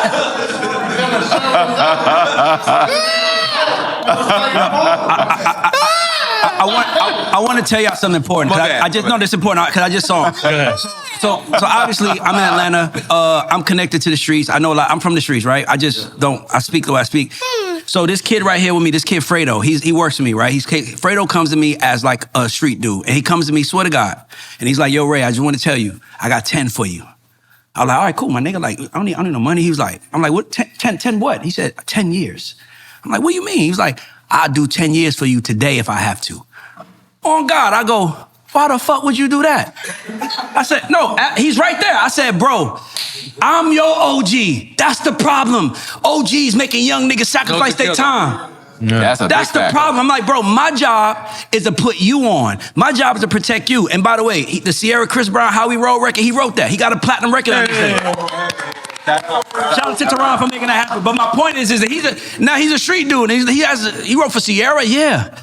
I can show you how to do this because you just need someone to lead. Yo, let me show you. I'm leading from the front now. Come up here with me. Let me show you you can do this shit too. That's what happens now imagine if I was a piece of shit nigga. Imagine if I had a little dick and I was just walking around like, I dare somebody fuck with me. I dare somebody try me. I got a little nigga gonna put. No, I'm a real nigga, bro. I do what a real nigga should do. I'm gonna lead my people, bro. Right. I want, and I say this on record, I know labels ain't doing it because they ain't called me yet. The label that, why wouldn't you call me? L.A. Reid said something to me one day. He said, when you talk, every artist listens. Cardinal Official called me and said, you are the manager of everybody in the music business. Every manager, the network is yours. If you was a label, why wouldn't, if I'm the head of a label, I'm like, get that nigga in here. But they know when I come in there, I'm gonna be like, what y'all doing to these people? Right. I'm not for sale, my nigga. Right. I want to work with you, but I'm just not for sale. Open up the books. I want to go home. Make some noise for this Thank you, brother. I want to go home. I want to see my niggas. I don't want to see N.O.R.E. or see you. And I know y'all with me and y'all. My mom lives good because of music. My mom drives a Ray. My mom was a school bus driver. My mom was Usher school bus driver. My mom was a school bus driver for Fulton County Schools, and now she lives in a mansion. She drives a Range Rover, and it's all paid the fuck off because of music. This shit can change your life if you treat it like greatness. Right. Music became a hustle. Like sports is still about greatness. Greatness left, and now it's all about how can we make some money. Yeah. Michael Jackson wasn't making Thriller thinking, how can I make $1 billion? He was like, I'm gonna make some shit that's gonna shut the fucking world down. Right. And nobody's aiming for that no more. Everybody's just trying to get some money. Yeah, hip-hop became low-hanging fruit because it's easy access. You don't have to have talent to do it. Yeah, you don't. I can graph and rap. I just get a nigga with a dope voice. You write his raps. Now he's famous. Right, that's how it go. But that was by design too, I believe. It was. Let's go. Oh, let go. What is this? Hold on. My girl, you see, that's my lady right there. She's telling you, they know I get started. What is this? Yo, we ain't even doing quick What time is slide. this, nigga? Hold on. You got listen, quick I'm time? with you. Too late. All right, well, let's do quick time. Let's do quick time. If you're gonna start doing these shots, You know what? I'm with N.O.R.E. nigga. I'm doing whatever he's doing. I'm not quitting, nigga. Let's go. Hey, nigga, I was Friday. I gotta tell you this. I was Friday. I was having a bad day last Friday. Today's a Friday. I was having a bad day. I was ready to quit, my nigga. Quit what? Just the game. Sometimes it's hard, bro, because it's hard leading people that don't get it. And then I got a fucking text from Big D. I had a whole trip planned this weekend saying, yo, N.O.R.E., what you do the show? I said, nigga, I booked my flight already. He said, I said, nigga, I will drive there if I have to. I know what opportunity brings. That's how we got to train it. That's what I was telling. Think about this. If I'm the CEO of a label and Ray is my artist, I'm like, Ray, go down there and kill it. You need people to tell you right from wrong. We don't have that. And now the game sucks now because none of the people leading it give a fuck about the game. They give a fuck about their pockets. That's it. I care about the game because I want my son. I want our kids to be able to run this shit. And when I started realizing that, clap, nigga, let's clap. I'm drunk, nigga. But you know what that is? And high. That's integrity. And high. We need integrity. Because you know what? Let me give you your flowers. Let me give you your flowers, though. Let me give you your flowers, though. That Say Nice is going in. I'm being honest with you. I just need some lemonade or some juice. I really watch you. I really scope in, and I know what you're saying is real shit. And that shit is hard to say. So that's the reason why I'm like, yo, I gotta give this guy his flowers. Because holy shit. Right. A lot of the shit that you be saying, I'm sitting back and I'm saying, yes, he's right. But a lot of that shit is, right. Yeah. It's real. Those people like, oh. Yeah, they don't want to hear the truth. I mean, no. We all knew, but we finally got someone. Nobody's gonna say it. It's not they don't want to hear the truth. They don't want to expose. They don't want no one to say it. That's what I mean. Yeah. They know what they're doing. It's like robbing the bank. It's like, nigga, you robbing the bank, you need to tear all your whole crew. Shut the fuck up. Right. And I'm like, yeah, but nigga, when we get our money, you go to that neighborhood, you go to that neighborhood, and I go back to Atlanta.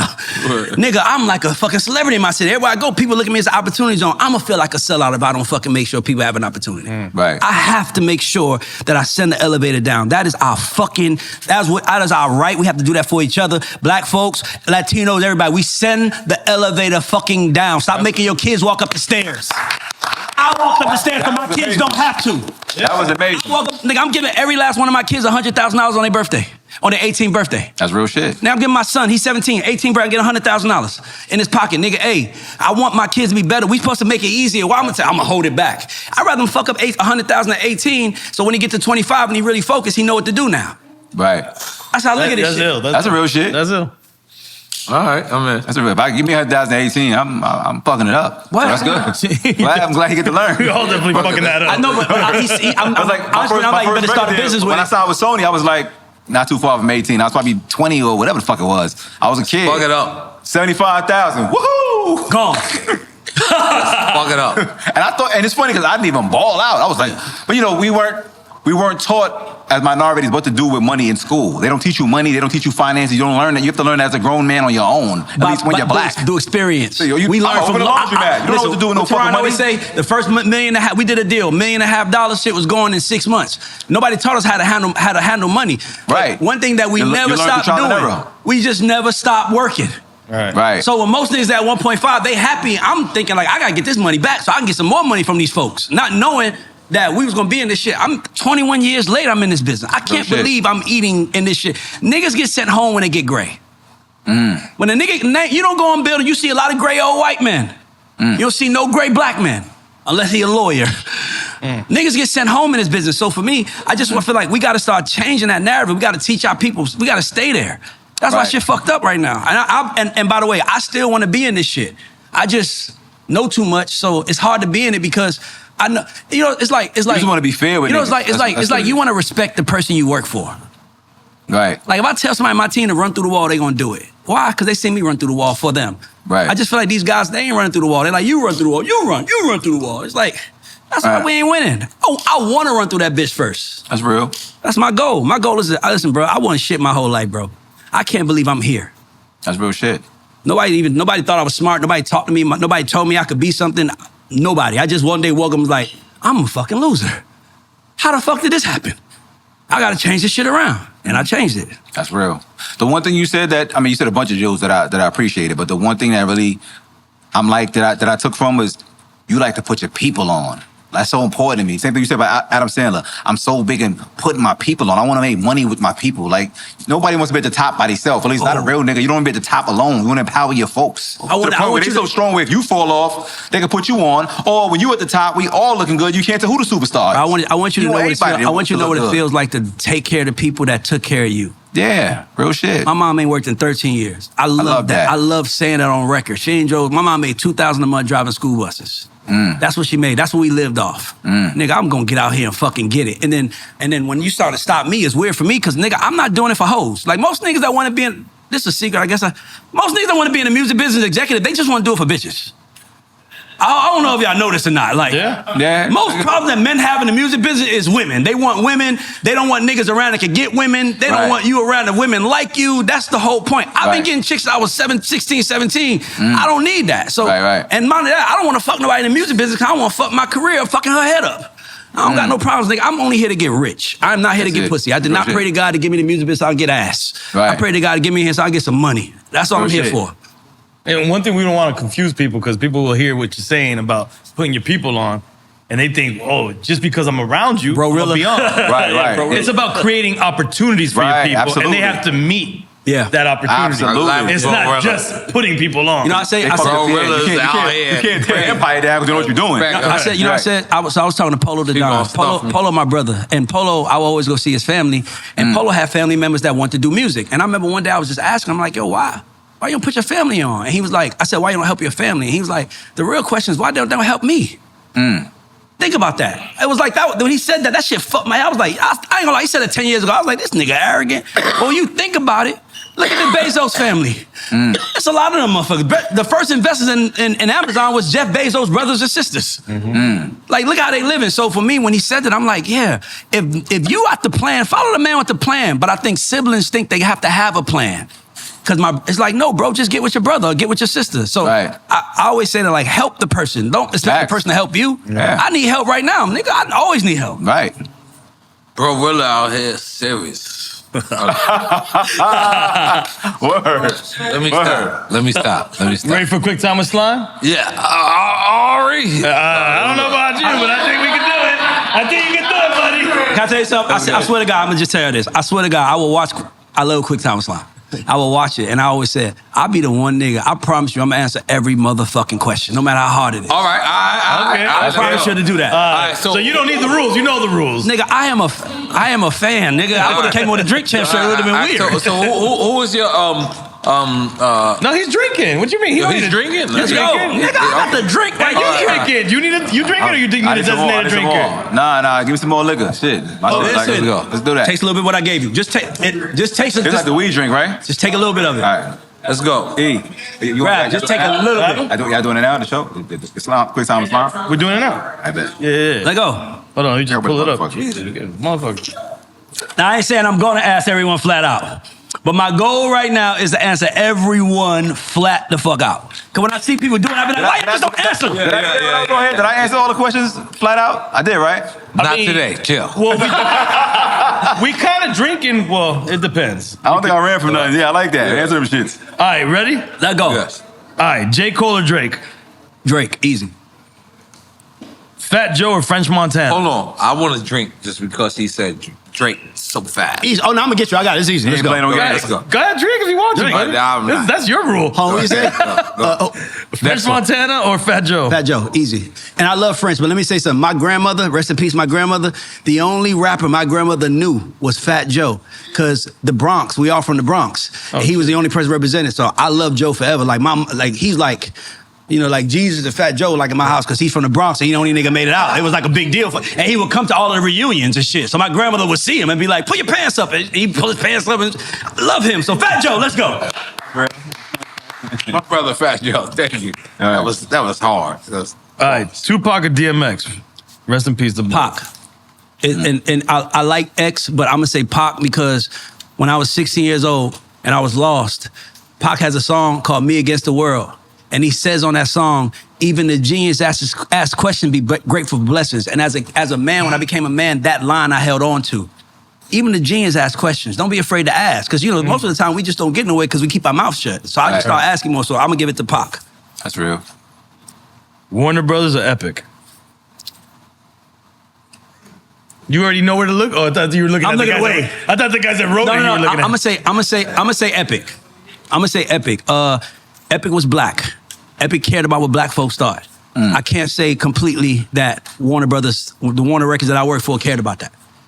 Like they like black artists, but I don't think they cared about the plight of black artists. Like what we face every day. It's not just music. We gotta go home. Right. So I'm gonna give it to Epic because L.A. Reid was my greatest teacher. I'm here because of him. That's real. So I'm gonna give it to him. Lizzo or Sierra? Now that's a motherfucking hard one. I'm gonna say Sierra. And I'm gonna say Sierra because I've been on Sierra since she was 14. We've been on Lizzo too, but Sierra to me, I'm gonna give it to her because, honestly, because if I FaceTimed her or called her right now, she'll answer. So I'm always give it to Sierra. So and Lizzo, we cool, but my relationship is usually with Tehran doing her music, but Sierra. Man, you are answering all these motherfuckers. Man, he ain't playing. Great fucking answers. Yeah, he slammed dunk with them shits. I watch y'all shit, man. I love this shit. Let's go. This is slam dunk answers, bro. Right. You got to make us drink one of these questions. Let's go. The Source or Double XL? Woo. I think that's easy. I want to say The Source because of the 95 Source Awards, but I'm on the cover of the Double XL, so and I got it framed in my house, so Double XL. Shout out to Vanessa. Let's go. That was a dream come true of mine to be on the cover of Double XL, so they gotta have it. That's a good reason. That's a great reason. That's a great reason. Jada Kiss or Nas? Oh, that's easy. Kiss. I think Kiss is the I put him as the third best lyric rapper in New York history, to me, behind Big and Jay.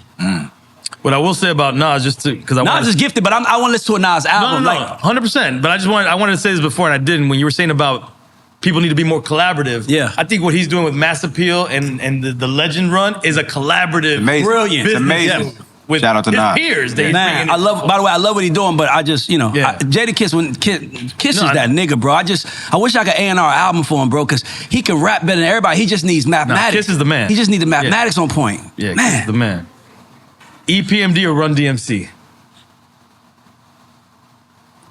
I got Eric Sermon name on my phone. Eric Sermon was like you. He said, he had my lawyer call me like, I love you. And I'm like, nigga, 6th grade, IS-183, Bronx. They filming Juice. Remember the Blue Flame Lounge era where they was like, I'm about to rob this motherfucker? Yeah. Nigga, that was a half a block from my middle school.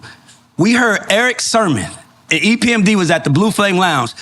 Fucking 1,200 kids ran through Patterson Projects to get to them. And Eric Sermon signed every autograph. I love Rev Run, but Sermon in my phone. I'm always give the Eric Sermon. That's real. That's dope. That was good. Yeah, that was gold. Rakim or KRS-One? KRS-One from the Bronx. Nigga, I remember riding in the car, leaving that White Stone. What's that movie theater in the Bronx? White Stone Theater. And my uncle was a big dope boy. He playing, nah, they know it down with us. I'm number one. I remember just being a kid, and we just left RoboCop. And for some reason, he said, we just seen RoboCop. And for some reason, KRS-One says, RoboCop, you know he's down. And my uncles, and them niggas was gods to me. They was like, my uncle ran Rich Porter enough, so I love them niggas. They was like, he said RoboCop, nigga. So I gotta give it to KRS-One. He from the Bronx, nigga. Shout out to RoboCop. He said RoboCop on the song. That shit weird. Future or Young Thug? Future. I work with Future. I did Future's second album, Honest. So Move That Dope.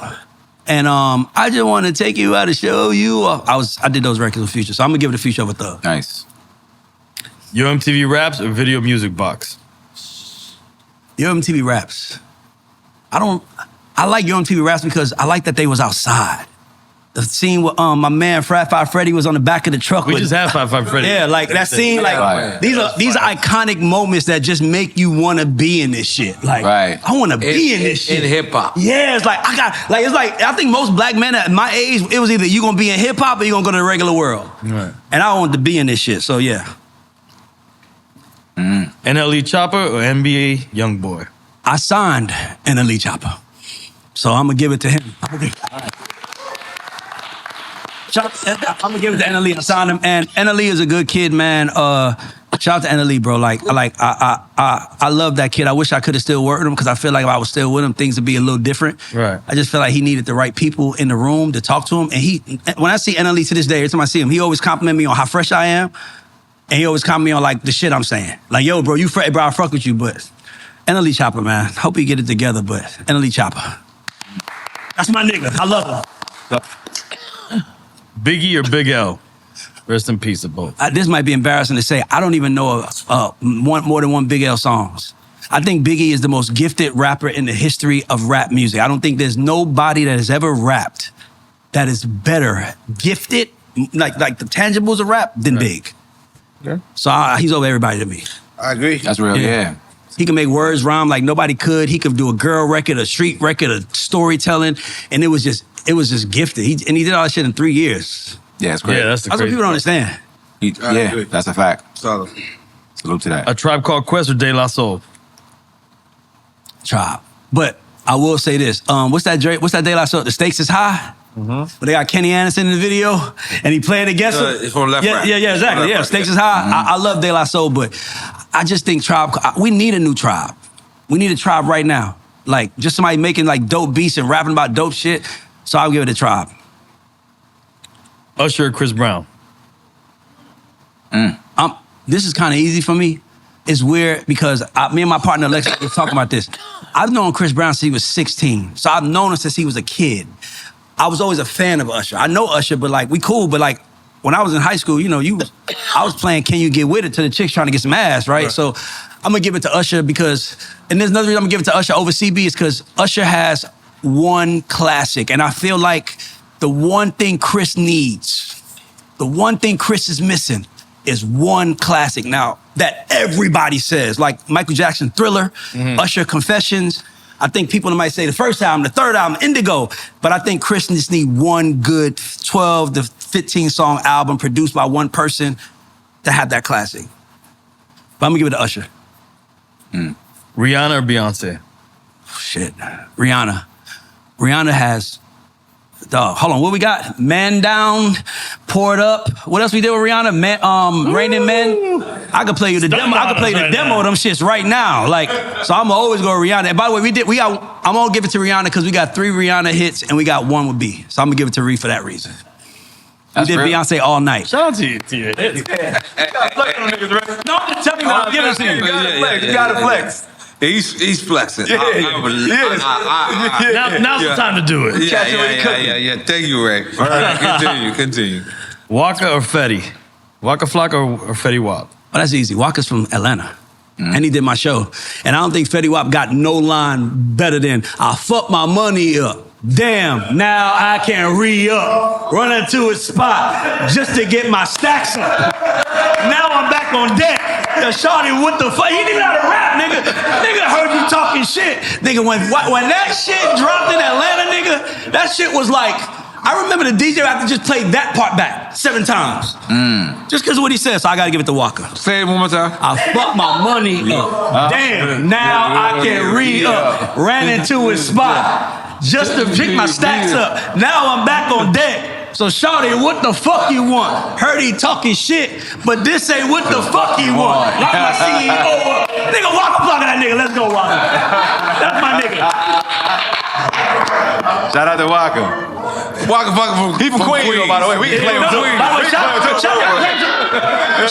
Queens of Atlanta, this motherfucker. Definitely claim Definitely is Queens. I love it. Like matter of fact, Queens, Atlanta. real quick, I did a song on niggas Walker. gonna On the last take part, he that. says, I'm from Jamaica, Queens. He Nigga. shouted that out on the song so niggas know. Shout out I gotta give it to Walker. Walker. Y'all can have no, it's cool. Jesus. We share. Joe Budden or $1 million worth of game? Budden. And every time I'm gonna say Budden, and shout out to Gilly, my nigga, we talk, Wallow, my nigga, but Budden had me on the show 3 motherfucking times. And listen, y'all, if I hit Joe Budden right now, I'm in New York. He like, what time you pulling up to the show? Like, that's what people don't understand. Like, Joe Budden is the first podcaster to co-sign me in the biggest way, in ways when I'm doing this shit and I'm lost and I'm trying to figure this shit out, and somebody sent me Joe Budden talking about something that I said. So I gotta get to Joe, but shout out to Gilly and Wallow, because Wallow the reason why I make money, because Wallow came to my show and was like, nigga, you know who you are? He was like, nigga, I was in jail since 2017, I was in jail. You was making hits. How am I ahead of you in this shit? I'm like, damn, nigga, let me get my motherfucking shit together. So, but That's a I still gotta give it to motivation, Joe. like a Yeah, motherfucker. seriously. That's real. Shout out to Wallow for motivating the nigga. Yeah. 80s or 90s rap? 90s. I think 90s is the peak of music.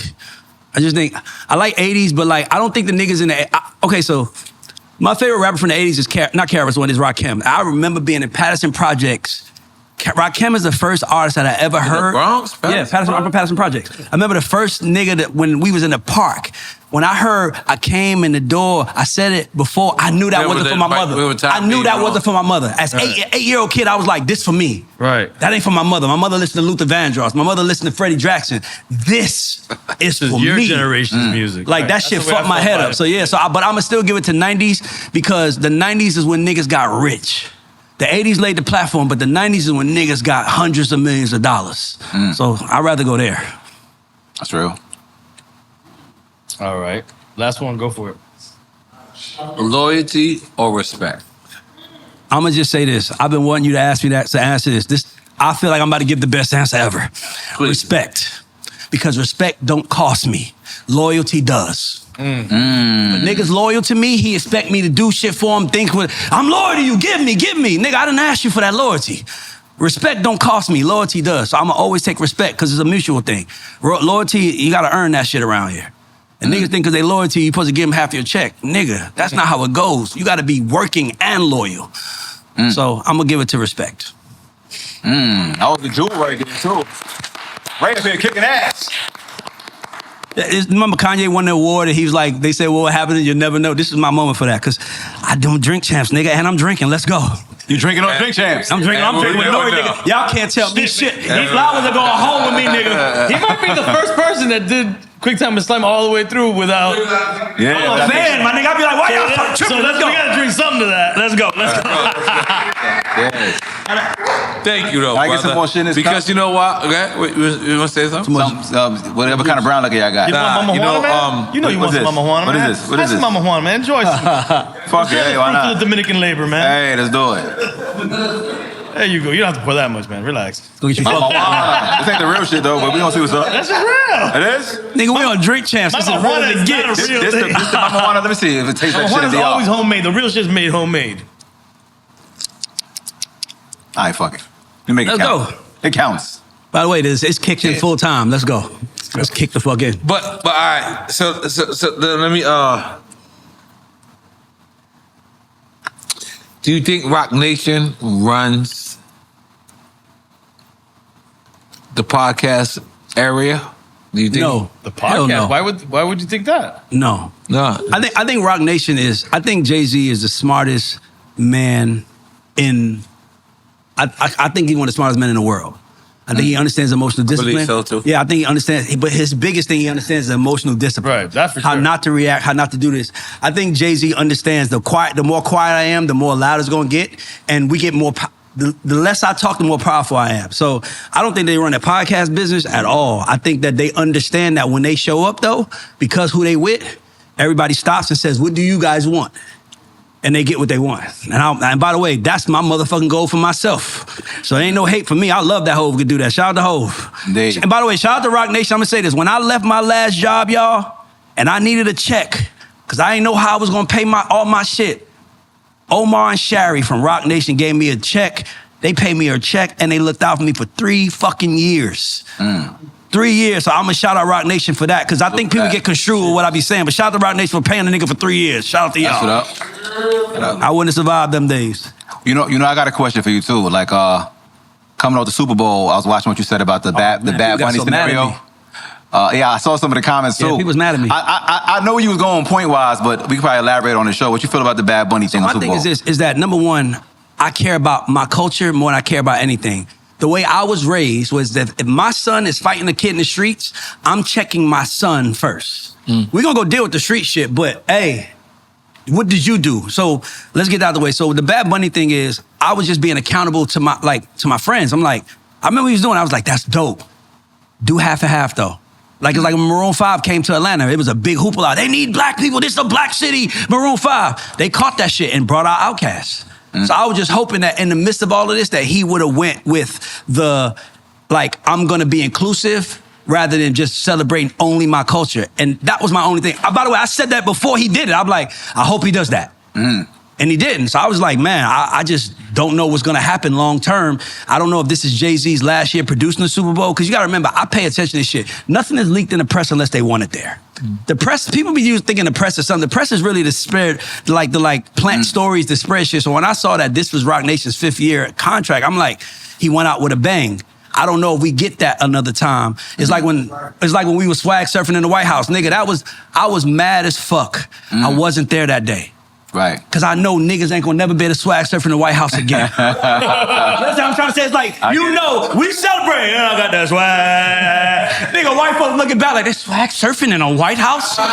Quiet. And by the way, white people are very passive aggressive. I know that. Look how they handle me. Right. They tell you they love you until the last day, and then they cut your fucking throat. So I'm just saying that I know how they do. And by the way, and I was just hoping that he had an inclusive thing, because he didn't, and what they said was what they saying. He didn't have nobody. It was in English. But so you're saying the exclusivity was the language part? The language part, because my thing is, if you racially, it's inclusive. I know, but I wasn't thinking about racially. Multiracial. That's what I'm saying. Right. I wasn't thinking about, and I think people made it up like, let me tell you something, bro. I love Latino women. Listen, tell you something, nigga. I don't live in Miami for a reason. Right. It might fuck my life up. I left the Bronx, nigga. It was nothing but Dominican women. That was the only woman I liked. But I want to protect my people. So I'm like, let me tell you what they're gonna say about you if you don't do this. Right. So that's what I was really saying, and he didn't, and it's cool, but I don't know if they let us. I don't know if they're gonna let control that, because remember, the NFL is not like the NBA. The NBA is controlled by niggas. So you probably talking from the business side of things. Just the business side, like, dog. The most important thing to me is us eating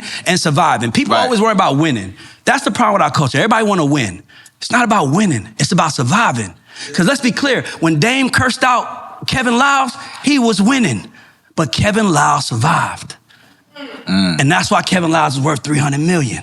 I get what you're saying. And sometimes we be so busy trying to win that we fuck our shit up, because we so busy trying to get, it's my moment, I'm gonna take it. Yeah, but what if you shared it? What if you didn't take the moment and you shared it? Next time they have a moment, you can say, look what I did with mine. I know what you're saying, longevity. I can see that. But I'll say this though, because it's a double-edged sword. Because you do have a good point, so I can't even disagree with none of that. Right. But I did appreciate the fact that the Bad Bunny moment was truly authentic to his culture and what he presented. Because when they gave Kendrick the stage, it was truly authentic. I said that, by the way. His culture as well. And he took Kendrick. Yes. I feel like it was dope. He took it from Kendrick and went. I feel like it was dope that it was purely, authentically him representing his culture. So when Kendrick did his show, I said the same thing. I said, I loved it. You should have split it too. But I think he should have performed the hits. I said that all day. I think he made it more about Drake too much. You gotta remember what I do for a living, my nigga. I don't think people understand what I do. Me and this nigga right here gotta go in a room with someone who we don't know, figure out how to write a speech that's gonna change your life in a song form. Right. You know how hard it is when Tehran was Juice? When Tehran was like with Lizzo with Juice? She a big girl. How the fuck can we make this cool? Blame it on my juice. I can't help it that I'm losing. Hey nigga, what my favorite line Tehran ever wrote was when he wrote for Lizzo, I'm a thick bitch, I need tempo. Fuck it up for the tempo. Fuck it up, put Missy on it. Like, nigga, I write speeches for a fucking living, bro. So when you take what I say personal, it's weird to me because like, nigga, I love everybody. I don't want to see nobody hurt. Oh, he sound like them people because my manager's Puerto Rican. And that's my nigga. Like, I love, like, but I'm like, hey, nigga, I would still tell you. It's like if I brought my Puerto Rican friend into a racist room. Hey, yo, don't put that shirt on. Right. Yeah, fuck that, Ray. I want them. No, nigga, we trying to survive. Right. I don't want to die today, nigga. Let's survive. Let's get in the room, learn the game, and take that shit from them. Rather than going in the room to make a statement. I don't believe in making statements. I made one and look what it did to my career. So I always like, nigga, political statements might feel good in the moment. It's an emotional win. It felt good in the moment. But what happens 8 months from now or 9 months in September when they announce Shania Twain's performing? Right. What we gonna say then? What happened? Nigga, you know what happened. We went too far. The same way they going too far right now, and Trump is gonna fuck it up for them. Like politics. That's my point. We going so far. One way or the other. I'm in the middle. I love everybody. If you love, come to the middle. That's how I feel, and that's what I'm saying. That's all I'm saying, bro. Can't argue with that. Can't even argue with that. But if we're thinking about the NFL's business mind, I mean, I'm assuming because I don't know. They're thinking internationally. They're trying to become FIFA or whatever, the fucking soccer shit. So that's why I feel that they did the Bad Bunny. I agree. I don't think they gave a fuck about Bad Bunny. They was looking They captured the world with that for sure. But I'm trying to tell you, the NFL ain't like the NBA. The NBA is controlled by us. LeBron said I ain't doing it. The reason that 2020 shit, they was trying to figure out they was going to keep the league going. LeBron said I want to play. League's going. LeBron said it. You understand who those powerful people are in the room that control this shit. So when he say it, we doing it. Right, I get you. So my only thing is like when you're a leader, like I feel like I say this. I'm gonna tell you another thing. I don't think Donald Trump is no different than any of our favorite rappers. He's the same as our favorite rapper. You want me to break it down for y'all niggas? I can break it down. Okay, cool. Okay, cool. This is the problem where we don't understand. This is why I speak the way I do. Because I knew Trump was gonna win. I knew he's gonna be powerful because that's the first time that side had a nigga talking like Hove talks for us, for them. You understand what I'm trying to say? Let's talk about it. 2012, 13, they put out a statement. They put out, like I said, the press leads us, y'all. Right. By 2040, America is gonna be a majority Latino. Niggas was happy as fuck. I love Latino women. Bring it on. Let's go. And then here come Trump. He's the fucking great white hope to stop that shit. What was the first bold thing he said? I'm gonna build a wall. That's what the motherfucking people that was afraid of being a minority wanted. He was speaking their language. The same way if Hove is on stage and he say some shit like, Hove so crack, and niggas are like, he's a crack dealer. For us, we like, nigga, he doing what we gotta do, nigga. Stop hating on our nigga. Trump is the same thing. He's doing what he gotta do to get what he wants from his people. My only thing is that sometimes when you go against him, you like there was that nigga named Gene Simmons that just went against hip hop. You're stupid, bro. You could have kept that shit to yourself. Right, that's a fact. By the way, you know what I tell people? KISS, anybody know what KISS stands for? Okay, I'm gonna tell you. You know they have a famous saying that when you're up, that's when the devil shows up, right? KISS stands for Kings in Satan's Service. Oh, shit. Why the fuck do we care what he's saying? I ain't know that. That's what it said? Nigga, it stands for Kings in Satan's Service. That's crazy. I didn't know that. Nigga, I don't give a fuck what you say. I don't want to be know where you at anyway. You going to hell, nigga. I'm still trying to figure out how to get to heaven. Every rap nigga's trying to get to heaven right now. You the only nigga tomorrow. I'm with Satan. Stay right there, nigga. We don't want to be where you at, nigga. I ain't know my only thing is when people misconstrue what I'm saying. I'm a dad. I talk like a dad. I act like a father. Like when your father is different, like in the house, mama makes you feel comfortable. Right. Dad needs to get you ready. Mom loves you. Dad prepares you. I didn't have that in the house. So I was but I'm not gonna try. I'm gonna bump my head. So I bumped my head so many times and one that I'm like, what they said ain't really true, y'all. Right. What they said ain't really true, y'all. This is another way to win. Nigga, when me and Tehran came into business, bro, when you hit 30, you was done if you were black. Tehran is 40-fucking-3. I could say that proud, and ain't no black writer hotter than that nigga right now. That's you know why, nigga? Because while everybody was working on winning N.O.R.E, you know what me and Tehran was doing? Planning our survival. Yo, Tehran, you go work with Dr. Luke. Every other nigga get in the room with Luke, they trying to figure out how to get a big hit. Tehran didn't want to hit. Tehran wanted to learn what Luke knew. Me and Tehran in 2012, we sat down with each other. I said, yo, bro, here's the plan. I'm gonna go work for LA for 3 years, and I'm gonna treat that like college, and you go work for Luke for 3 years. You treat that like college. We're gonna come back up, and we're gonna build our shit. That's why he's hot in his grays, got gray hair on his face, and He wrote the biggest song of the year last year, guys. That's all I want to say. With great hair in his face. So my only thing I tell niggas is, while we worrying about winning, stop worrying about winning. Survive the game. Survive the game. Learn the game. Everybody be so busy trying to come in to win. I'm trying to take over. Don't take over yet. I'm a Virgo. I want to do it right before I do it. I don't want to do it. Nigga, I could be making money for my podcast. Niggas know my face. But my name would be bad right now. Because I took money not knowing what I was doing. Let me learn this shit. Plus, I make $1 million a year in music if I get out the bed or not, because I manage the greatest nigga alive. And it's a marketing. Right. Let's stop for the greatest nigga alive. Shout out to Tehran. That's the nigga I make my money with. It's real shit. Yeah.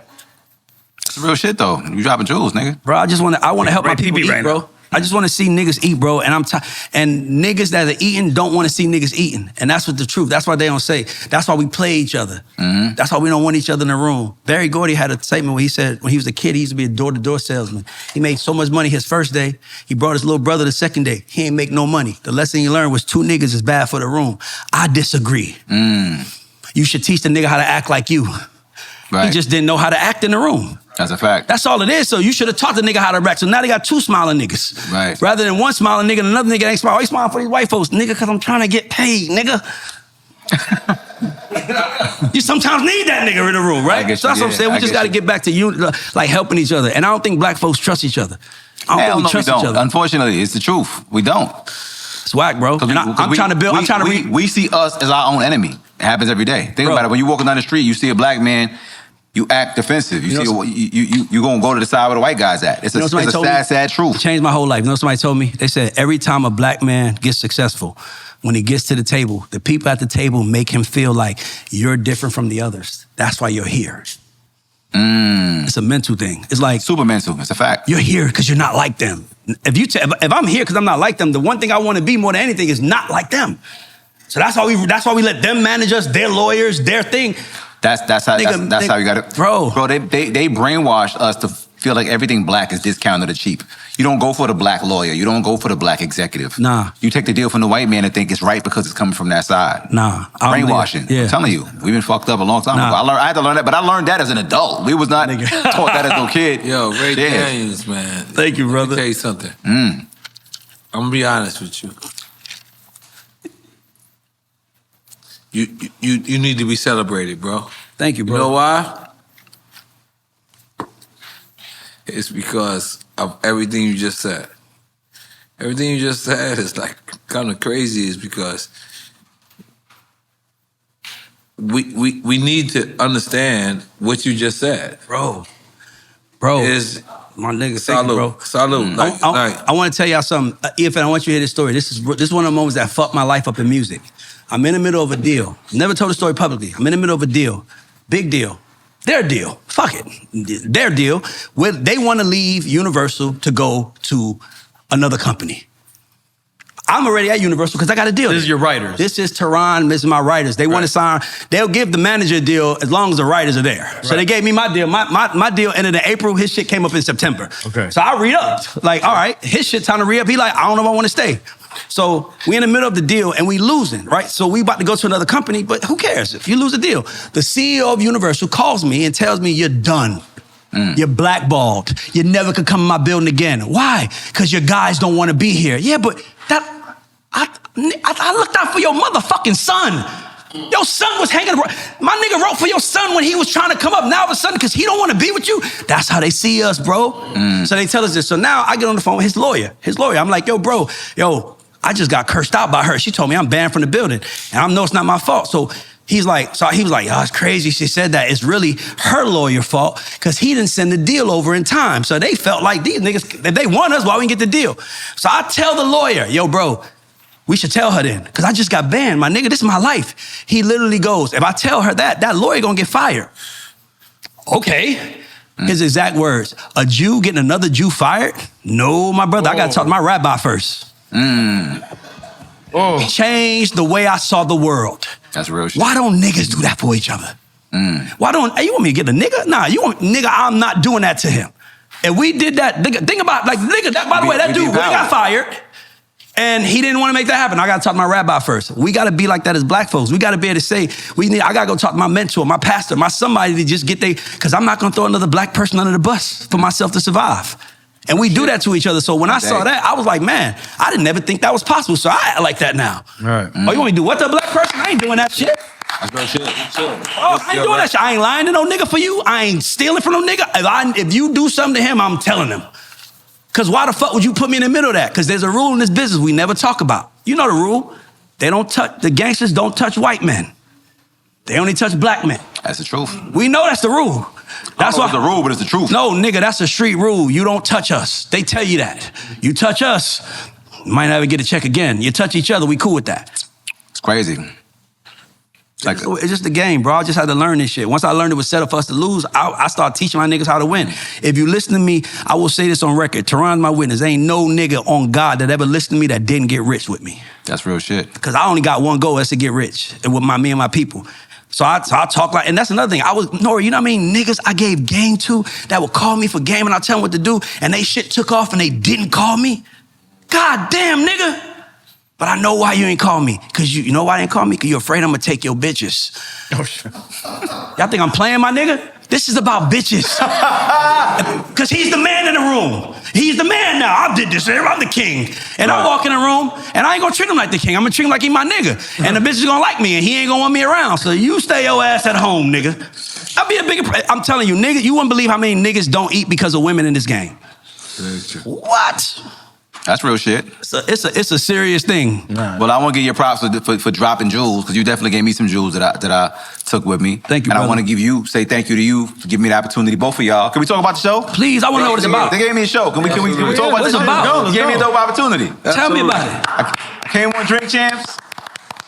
He said, hey, we fuck with you. You want your own show? Yeah. I was nervous at first, but I said, yeah, nigga. Yeah. And I didn't know what to do. I was mad nervous. I didn't know what to do. And he gave me the best jewel ever. He said, don't overthink it. Just shoot what you want to see. Yeah. And I was like, oh, shit, say less. That's it, man. So tell me about it. So I'm doing my own version of Rap City. I feel like it doesn't exist. So it's not a podcast. It's a TV show. I'm doing Rap City. Shout out to Big Tigger for laying the foundation. It's my version of Rap City. So I sit down with the artists. We talk, kick it. But instead of them rapping in the booth, they're going to rap with my live band. Nigga, you out I got a dope-ass live band, so they spit. You can do whatever song you want to do, but really, I just want you to dumb out and go crazy. Whatever you want to spit, it's got to be classic. My show ain't the show for, I got a promo run, let me go promote the single. I don't give a fuck about that. I want to make classic moments in time. That's it. I don't care about content and all that. I don't give a fuck about that. I want whatever we create to last forever. Spit your best verse that you never spit nowhere, or spit your favorite verse, spit whatever the fuck. N.O.R.E can come on the show, do what, go crazy, do some CNN shit, fire. whatever the fuck. Just classic shit that niggas want to hear with the live band, and then we talk about some real shit. So it's my version of Rap City, nigga, I'm gonna clap for that. That's hard. And it's coming out on Drake Champs. You know what I'm talking about? Hey, they know what they doing, man. I seen what N.O.R.E is doing. Thank you, I N.O.R.E. watch Yeah, I'm a student. I'm a student. I watch y'all. I was like, No, but we want to end this with you because I'm gonna be honest with you, man. You're one of the, like, you know, Thank you.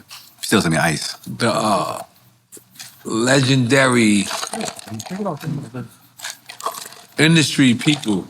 my motherfucking flower. Done it, man. You done it. We want to respect you. Ain't bad. Whatever it is, working. And that shit is dope, bro. Like, Thank you, bro. Like really what you did and really what you're doing. Thank you. is I'm like- still doing it. And still doing it. And I just want to give you your flowers, brother. Thank you, bro. Indeed. So hold on. Where's all right, let's go. My dog. Stop. Yeah, but I got toast with you, my brother. Yeah. Cheers. Indeed. Real quick though, before we end anything, I do have a serious industry question. It's not Sure. that serious, but Ask anything. it's pretty vague. From the sound of it, you feel that writing today is more important than the recording artist? No. I think the Sorry, before Okay. you I'm answer, sorry. because we've all know that the days of physicals that made a ton of money for everybody changed with streaming, and we're all complaining. Everybody's complaining about streaming and not making money from it. So it feels like the economics of being the writer is more valuable in streaming No, hell no. What? So no, that's what I'm saying. The reason why we making money because we got radio records. Streaming don't pay writers shit.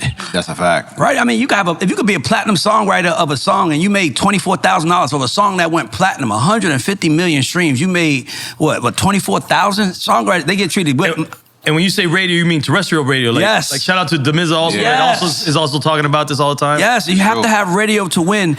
And you have to, like, that's how we eat. We make radio records. We make, like, let me tell you something. I don't even go in the room with people. You guys trying, that's our rule. Where y'all at in the project right now? Where y'all at in the project? Okay, so, like, what y'all doing with the project? Y'all going out? Y'all, like, going to radio? Like, no, we just working the streets. All right, cool. Let me see what I got for you. I'm not saying I won't give you something that I got, but I'm not stopping my day for you. You ain't even trying to go to radio, nigga. Like, what are you talking about? So we eat because of radio. My thoughts on the music business is music sucks because some people from the tech world came in and zoomed on artists alone. It was like they focused on the artists. Like, artists, why are you giving us so much? Because they didn't value people like us. Now people like us are gone and music sucks. Right. So my only thing is to say is that the artist is the meal, but we are the chefs. The A&R is a chef, the producer is the chef, the songwriter is a chef. And some artists don't know how to cook. Whitney Houston never wrote a lyric in her life. She was still the biggest artist on earth. Right. Like, it's like sometimes I think artists in this time business is so zoomed in on us right now. Own your masters, own your this, own your that. My thing is make a fucking hit first. Learn how to make a hit. That's like walking in the room, you worried about the business. Like, it's like, man, I want to come in here and do some business with y'all. I got to learn the room first. I can't just say, no, get your contracts out, let's talk about the business. Nigga, we don't know you. We might not even like you. Nigga, can you sit down and let us get to know you for a minute and get to know you? We don't have that no more. We don't have, dog, Tehran is successful and nobody does this, I do this. Somebody want to meet with Tehran, want to work with my artist, they got to meet me first. So you as manager, Yeah. You know what's dope? Shout out to Tehran too. What's dope is that you're a person that shares jewels, protect the artist and the integrity of things, and help guide. Because as a writer, I wrote a bunch of shit too, but I never had the guidance. I got jerked out of a million situations. You know what? I did, because I didn't know the business early. I wrote on so many records that I got bad deals because I didn't know no better. So he got the guidance, a partnership from you rather, and that shit is important. You know why I feel like I'm the nigga? I don't feel like I'm a nigga for a lot of reasons. I feel like I'm the nigga for how my family love me. But you know why I really feel like I'm the nigga? Because I'm here. Every nigga that's here that do what I do, they manage Tom Brady. I manage the nigga that block for him. I manage the offensive line. I manage the center that gives him the ball and make sure nobody hits him. Thank you, brother. But let me tell you why that's important. Let me tell you why that's important. It helps him become a star. Let me tell you why that's important. Because now, if you're in the NFL, you know the offensive lineman. But if you were just a fan of football, you know Tom Brady. Right. So I come in the room with the nigga that don't even want to be known by y'all niggas. Right. And I come in here and I make a name for myself because I served everybody. Me and Tehran and Master P. We served the whole business, my nigga. Right. Now we here to get our own shit. And my shit is media. We got the label, we got artists, we got 3 or 4 artists signed out our label to majors, not like sitting at home waiting, like everybody signed, because we do this shit. And we really coaching. So for me, I hate to not see niggas eat, man. That's I swear to God, y'all. If anybody watches shit, the one thing I care about more than anything is niggas eating. Because if a nigga eat, when you eat in N.O.R.E, you notice when a nigga start eating, he become a better person. That's a fact. He starts spitting out better messages. Look at you, nigga. I would have been scared of seeing that N.O.R.E, nigga. Watch your motherfucking bag, nigga. That nigga might rob you, but nigga, this N.O.R.E, because you understand now. I understand. I heard about them niggas too. Come on, bro. So seeing that N.O.R.E. And I'll tell you this, and I'll say the last thing, it's important. Here's why we gonna win. And this is what I'm gonna tell y'all niggas. This is my advice to y'all on real shit. That's real shit. Because what y'all doing is fire, because that's kind of leans in it. Hip hop, for the first time, when I was a kid, when my mom was listening to, and I'm pretty sure all y'all can relate, our parents was listening to their music. Right. Hip hop was our music. Right. For the first time in history, hip hop is our music and our kids' music. So that means there's a huge opportunity to bring the dinner table together. Other than K-pop. K-pop Demon Hunters. Yeah, but even K-pop Demon Hunters, that's like fake Nicki Minaj. No, like they rapping like Nicki. It's like hip-hop adjacent. People in hip-hop are writing those records. My sister, my daughter raps that shit like body and body and and she be doing the dance and shit. And I'm like, that sound like Nicki Minaj. We do it. Golden, nigga. I gotta listen to that every morning. How it's done? How it's done. I be looking at my dog. This shit is so like some lame, Kanye records. I was like, yo, Kanye did this. That's my point. But my thing I'm trying to tell us in the hip hop community is our problem why we not rich is because we running from everything hip hop. Right. Hip hop has matured. 50 years is 50 years of stories. You don't think there should be a TV show on CNN? Yeah. Not the fucking TV channel, nigga. Capone and Noriega, nigga. A TV show, because now you're here. Think about it. It was a TV show on Wu-Tang. We got so many stories to tell. You got Meech. Meech was one of the biggest dope boys. His son is playing him. That's what we are. And why is his son playing him? Because the show is ran by a nigga in hip-hop. I feel like the reason why we so fucked up out here is because we want to be everything but hip-hop. Nigga, we got 50 years, 50 stories, nigga. We got so many opportunities to bring the family together. And I want to say something. That's important. I'm sorry, go ahead. I think might fly over a lot of people's heads. Bad Bunny at the Super Bowl? That's incredible. A hip-hop story. That's a hip-hop artist. That's a hip-hop story. Dog, Bad Bunny. That doesn't happen if hip-hop doesn't happen and it's hip-hop adjacent. It is a part of hip-hop. And I think Bad Bunny, and he won album of the year. They're all originally MCs that couldn't make it as MCs in Puerto Rico that started to do reggaeton. You know what I tell people? Right. Every artist is a bottle of water. You're a water in a cup. You got to package yourself up. If I took a fucking Essentia bottle of water and a cheap bottle of water and I poured them in a fucking bowl, you don't know which one is which, my nigga. They look the same. Right. Why do you know to pay $3 for that one and 50 cents for that one? Because the fucking packaging. That's it. Nigga, it could be the same water for all we know. It's the packaging. So artists don't package themselves. They so busy showing up saying, look at my water. We don't care, nigga. Get with a producer, get with a manager, get with a songwriter, get with a whole bunch of motherfuckers. Let them put that package together and get money, nigga. Sorry. I'm tired. You're right. I fuck with Ray. We don't care, nigga. Yeah, we don't care. And Bad Bunny missed 2 nods in his performance. Oye Mi Canto should have had a nod. And El General should have had a mention at the very least. I'm going to be honest with you. Because he paid homage. He paid homage. If anybody that was paying attention. I like the Bad Bunny shit, man. It was dope.